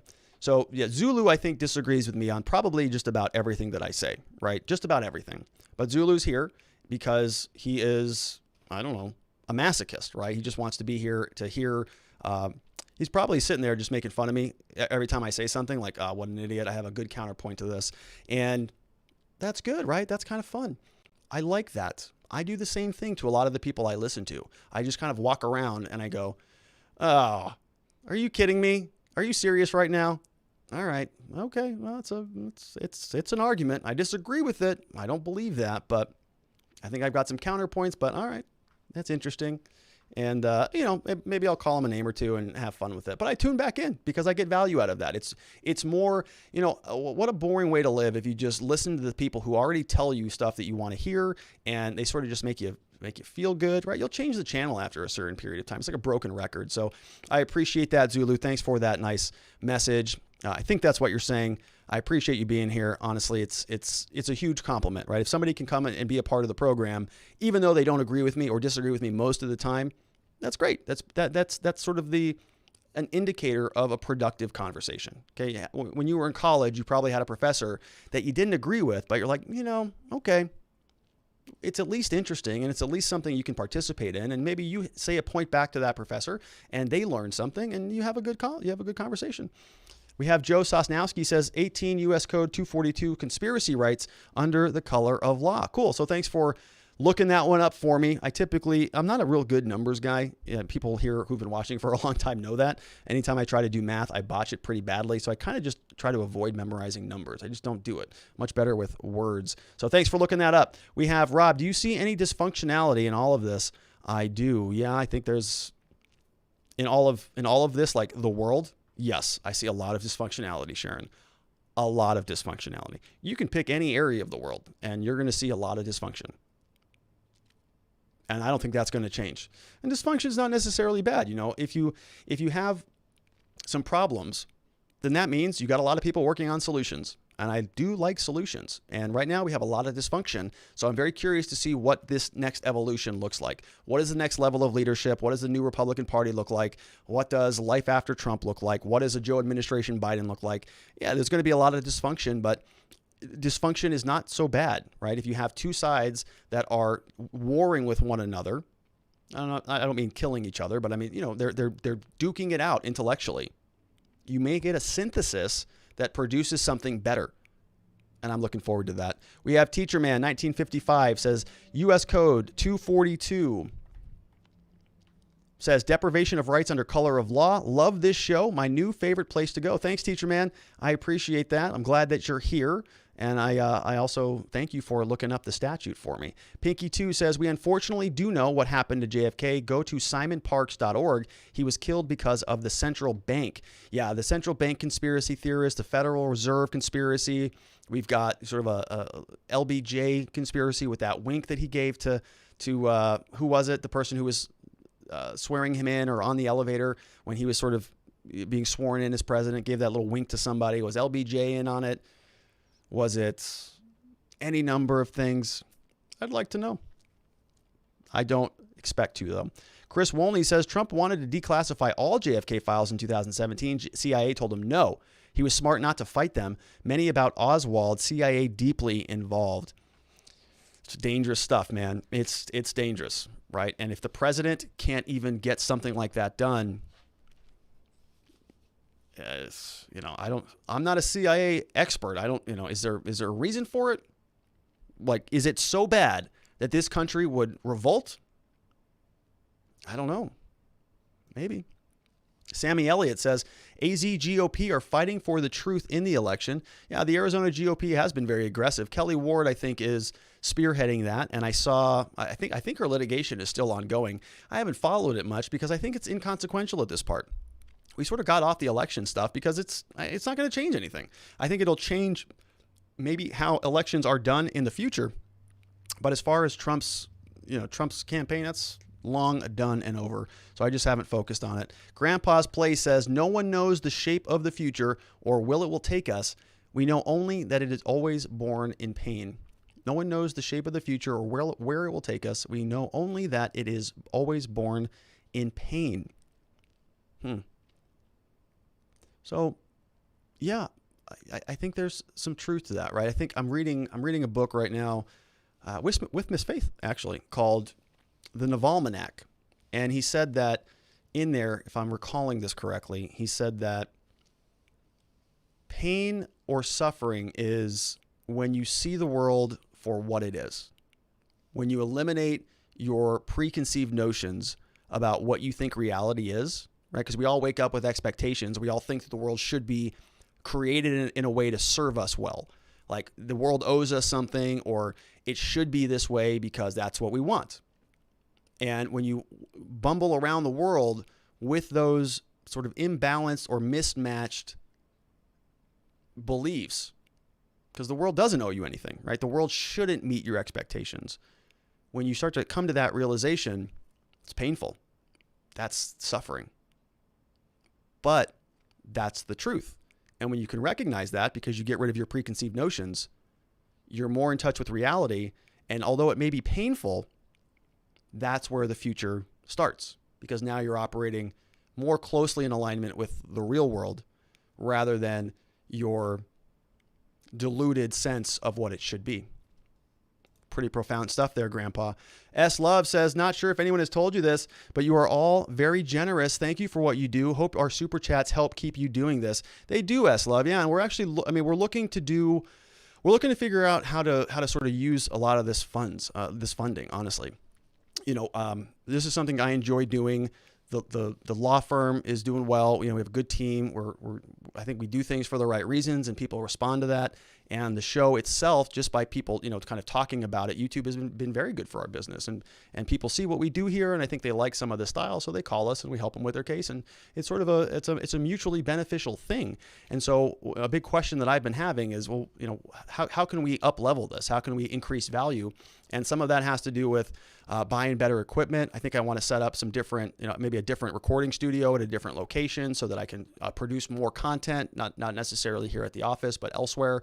And, talking about bringing on additional people on the team to help with some of this, help systematize our production and our distribution, get on more social media so that we can encourage more people to come check out the show and be a part of the live stream and grow the channel and sort of run it in a way like a almost like a business, create a structure around what we do here so that we can provide more value, more content, and deliver more than we could before. And of course, funding is necessary for that. So thank you very much for continuing to support us. And you're very, very solid about that, S-Love. Chairman of the board with another one says, this just in, Democrats have decided they must let Trump remain in office after he explained he is now identifying as a person who won the election. So that's another good one, right? A lot of the language you can just pick up and just use it. And how can you possibly argue with that?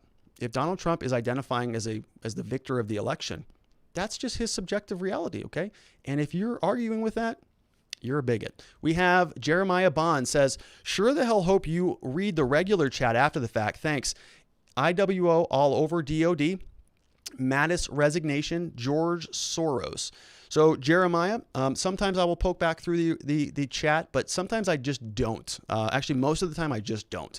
It's a lot there, and it's some of it's I think is sort of off topic, and some of it's not particularly useful. So I kind of just like to hang out with the people who want to have productive comments, and typically the super chat is a little bit of a good gatekeeper that keeps some of the trolls at bay. And so Miss Faith also does a good job of making sure that people are being nice. Ma helps make sure people are being nice and productive. I don't mind people disagreeing at all. I want to foster fervent, active, vigorous debate and conversation, but it's got to be useful. You got to be productive. Otherwise, you're disrupting. You're pulling away from other people's involvement, and we don't want that to happen. So I'll take a look at this one in particular, since you brought it up, just to see what's going on in there. I also do poke around. I do sort of lurk in the Discord a lot. So I see what a lot of people are saying in there, which is more evergreen. The YouTube shows are sort of, they're kind of expired after 24, 48 hours because there's more news. And so I don't go back and spend a lot of time on them. We have Sumo Wow says, I used to watch Legal Eagle, but he went anti-Trump and I just don't agree. Once this passes, I'll go back to his content again. He has interesting stuff. Yeah, Legal Eagle has extremely good production quality. He produces a lot. He's very polished, very poised. I like his style. I like his videos. I don't watch most of them because he's ideologically sort of in a different category of people. I think he's serving his audience to a certain extent, and that's fine. It's just not a channel for me, right? So I don't spend much time on there. But he does produce great content, and it's very valuable. So I would encourage you to go right on back over there if you want to there, Sumo Wow. We have Sammy Elliott. What's your opinion on Matt Gaetz? He's the greatest of all time. So, I don't focus too much on him. To me, he seemed to be, I'll be honest, I'll be candid on this. I didn't really like what he was doing with the coronavirus stuff. I saw him post a lot of videos of him like dancing around with a lot of people and just kind of blowing the whole thing off as kind of a joke. I don't think it's a joke. I think it's overblown. I think that, I shouldn't even say overblown. I don't think that's the right word. I would say coronavirus is a very serious thing, but I think the response has been ineffective. And I still, that being said, I would say that's a government problem, but I don't think it's a joke, right? There's a new story that just came out that said lockdowns, they just don't really work, right? You can have a lockdown and you can have a non-lockdown and it's the same result. I think it was an international study that was just released. And yeah, that's my problem with the coronavirus is the government's response. I think that they've made it way worse than it could have been. I think with some other changes on policies and how we could have addressed it could have been more effective than what the government did. And so that's my problem with it. But what I saw from Matt Gaetz seemed to be a little bit, truly kind of irresponsible, honestly. He was like dancing with these big parties, throwing these parties with, nobody was even thinking about it. And it felt like almost that he was like goading the other side.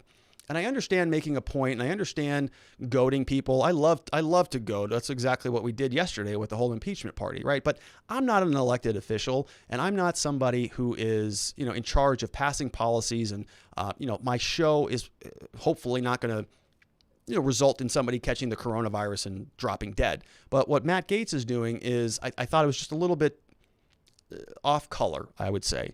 But I don't really follow him too much, to be honest. So I'm not real sure what what my opinion is on him. I think he gets a lot of fanfare from a lot of people on the right because he is a little bit of a bomb thrower, sort of a response to AOC. But I don't really like what AOC does either. You know, it's a little bit too off the mark, I think, and I'm sure kind of feels like to me like he's in that same category. We have Brian in Bowdoin says, I see the Dems want to ban President Donald John Trump from the Capitol. Since he won't be president on January 20th, he should go visit. Yeah, he should go after. Yeah, right. He should go. If he's going to be impeached, doesn't he have a right to go to his trial in the U.S. Capitol? They say no. And our last one, well, this is interesting. I'll be curious to look this one up. Says John Sullivan is released without bail. That is from VP. Pretty interesting on that one, folks. I don't know if that's true, but I'm going to take a look because it looks to me like some of the other people who we've covered this week were not released on bail. They actually had no bond. Two of the other ones that we talked about earlier this week, they're still in custody. They're not being released. No bond at all, meaning they cannot get out of custody. One guy sent a bad text message. One guy had a bunch of ammunition that he should not have had. They're not out of custody. But if John Sullivan was released without bail, looks like a big mismatch there. But we'll look into it. That's our last super chat, my friends. That's it for the day. It's been a hell of a week, right? And I appreciate you joining us along in the journey. We got one more super chat. Miss Faith just threw it up on the screen. She said here, wouldn't you agree red states have handled COVID better than most blue states? New York is a war zone like Portland. Left-run states always fall. So I'm not sure how you can really measure it. You know, Arizona is, I think, the world's hotspot right now, although we're a blue state now. So, I'm not sure if you can make big generalizations like that. I think it's probably too early to call and really do sort of a post-mortem on the response to COVID. But I don't think, just logically, in my mind, I think the response that we've seen just doesn't make any sense, from the very beginning. And I got kind of criticized for this when I was first starting to talk about COVID back in March, is people were saying, well, stay in your lane. You don't know anything. Don't talk about COVID. You're just a criminal lawyer. Don't talk about anything. Don't talk about politics. Just talk about criminal law. And I'm like, well, no, I mean, we can think logically through a lot of these problems. That's kind of the intention of this channel. And the COVID stuff, to me, it always felt like we were just sort of dropping everything down to the lowest common denominator in order to have equal misery and equal depression of everybody's lives, when in reality, there is a big demographic, a big part of the population that is mostly not impacted by coronavirus, right? There is going to be a contingent of people who will die from it, and we understand that. But if you're sort of a healthy 35-year-old guy like myself, why am I having the same restrictions that an 85-year-old person would have who has immune issues and stuff like that? Like, why? That just doesn't make any sense. Why do we not have maybe a system where those people get help, they get financial aid, they get additional resources, whatever they need to keep them holed up in their homes and safe, and we let the rest of us sort of go about the business so that we don't wreck our country and our economy and our lives, our jobs, our employees, our businesses. And so it felt like, that could have been done better, but I'm not an epidemiologist. I'm not somebody in that space, so I don't really know. But I would think that, we're having a second wave. We've got new strains coming out. I think I read a headline. There's 3 new strains of COVID. Now they're having questions about whether the vaccine can even stop you from transmitting the virus, because you can get the vaccine, you can still have the virus in your body, so you're still shedding the virus, but you're not actually sick. So you might even get the vaccine, but still be able to transmit the virus. You're like, what? They don't know anything about COVID. I mean, it's kind of embarrassing. It's the medical community, I think, has done an outstanding job, largely, of mitigating the effects of it, but it's too early to tell. I'm not sure you can really pass judgment one way or the other. I think basically everything that we're doing is largely inconsequential. Probably what's going to happen is COVID's going to do COVID. COVID's going to be COVID, no matter what we do. And we're just going to have to learn to live with that. We have S. Love says, I always say reality is like a tree, rooted and unwavering, honest and unbending, doesn't negotiate, just like reality. Share the book name. Yes. So the book name is, it's not in here, but it's called the Navalmanac, the Almanac of Naval Ravikant.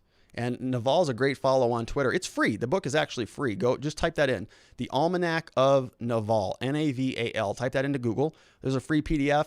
And Naval is actually on Twitter. He's a good follow on Twitter. His brother also wrote a good book that is next on my list. So it's a good book. I would really encourage you to read that. I've been thinking about doing like a book study group on that book. It's one of those lifelong books that maybe we can do a Zoom or something if you're interested. We have Chris Wolney says, last one of the day, see Doug Horne's video on YouTube regarding the JFK.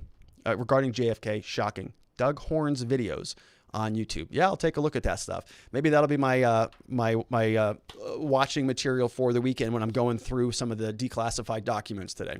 We'll just go wild. It's going to be a lot of fun. So that, my friends, is the last super chat. So we're going to wrap it up right here. It's that time on a Friday night. Everybody is probably tired after a long week of news. It's been a long one, but I want to thank you once again so much for being here, being a part of the program. As a reminder, if you're not already a subscriber, we would love a subscribe. We'd love a like. We'd love a thumbs up if you're on Facebook. We would love a share. We'd love it if you invited a friend or family member to come and join us on the program, because that's how the show grows right now. We're still in that penalty box for a little while longer. So I'd appreciate that. As another reminder, slides are in the Discord server. Ms. Faith is going to upload those so that you can download them if you want to take a look at what we talked about. You can also grab a copy of my book. A free PDF copy is in the Discord, so you can grab it. If you want to buy it on Amazon, this is what it looks like. Look at that, Breaking the Chain, How to Fight Your Case and Succeed in the Criminal Justice System, written by yours truly.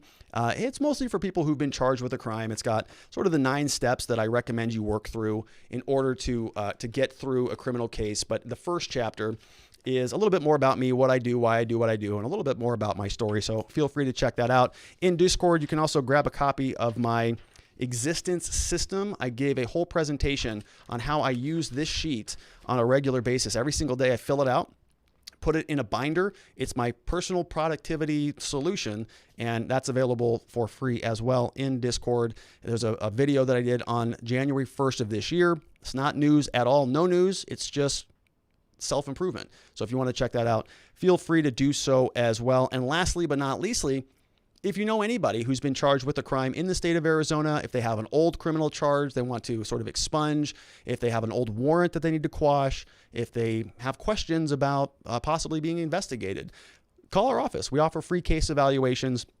We have a whole team of people here just dedicated to criminal defense, an awesome team. We have been just developing the team and the culture and our values and our principles, and it's good. I'm proud. I'm very proud of it. We do a good job here. We care about what we do. I think we do things for the right reason. So if you happen to know anybody who's in that position, we would be honored if you sent them our way. We'll take very good care of them. They'll leave better than, they'll come to our office and leave better than they came in. And that's really what we're asking for. We think people deserve to find safety, clarity, and hope in their criminal cases and, of course, in their lives. So we'd be very honored if you sent them our ways. Other than that, my friends, I want to thank you so much once again for being here. Reminder, we're going to be back here next week, every day of the week. Show starts at 5 p.m. Arizona time, 4 p.m. California, 6 p.m. Central Coast over in Texas, and then 7 p.m. on the East Coast. Did I just say Central Coast? I think there is technically a Central Coast. 6 p.m. Central time, 7 p.m. on the East Coast. Want to make sure that you don't miss us. Everybody have a wonderful, lovely weekend. Rest up, rest well, because we're going to be back with another big week next week. We got the inauguration. We might have an impeachment trial. We don't know. Rest up, be well. Have a wonderful evening. I'll see you then. Bye-bye.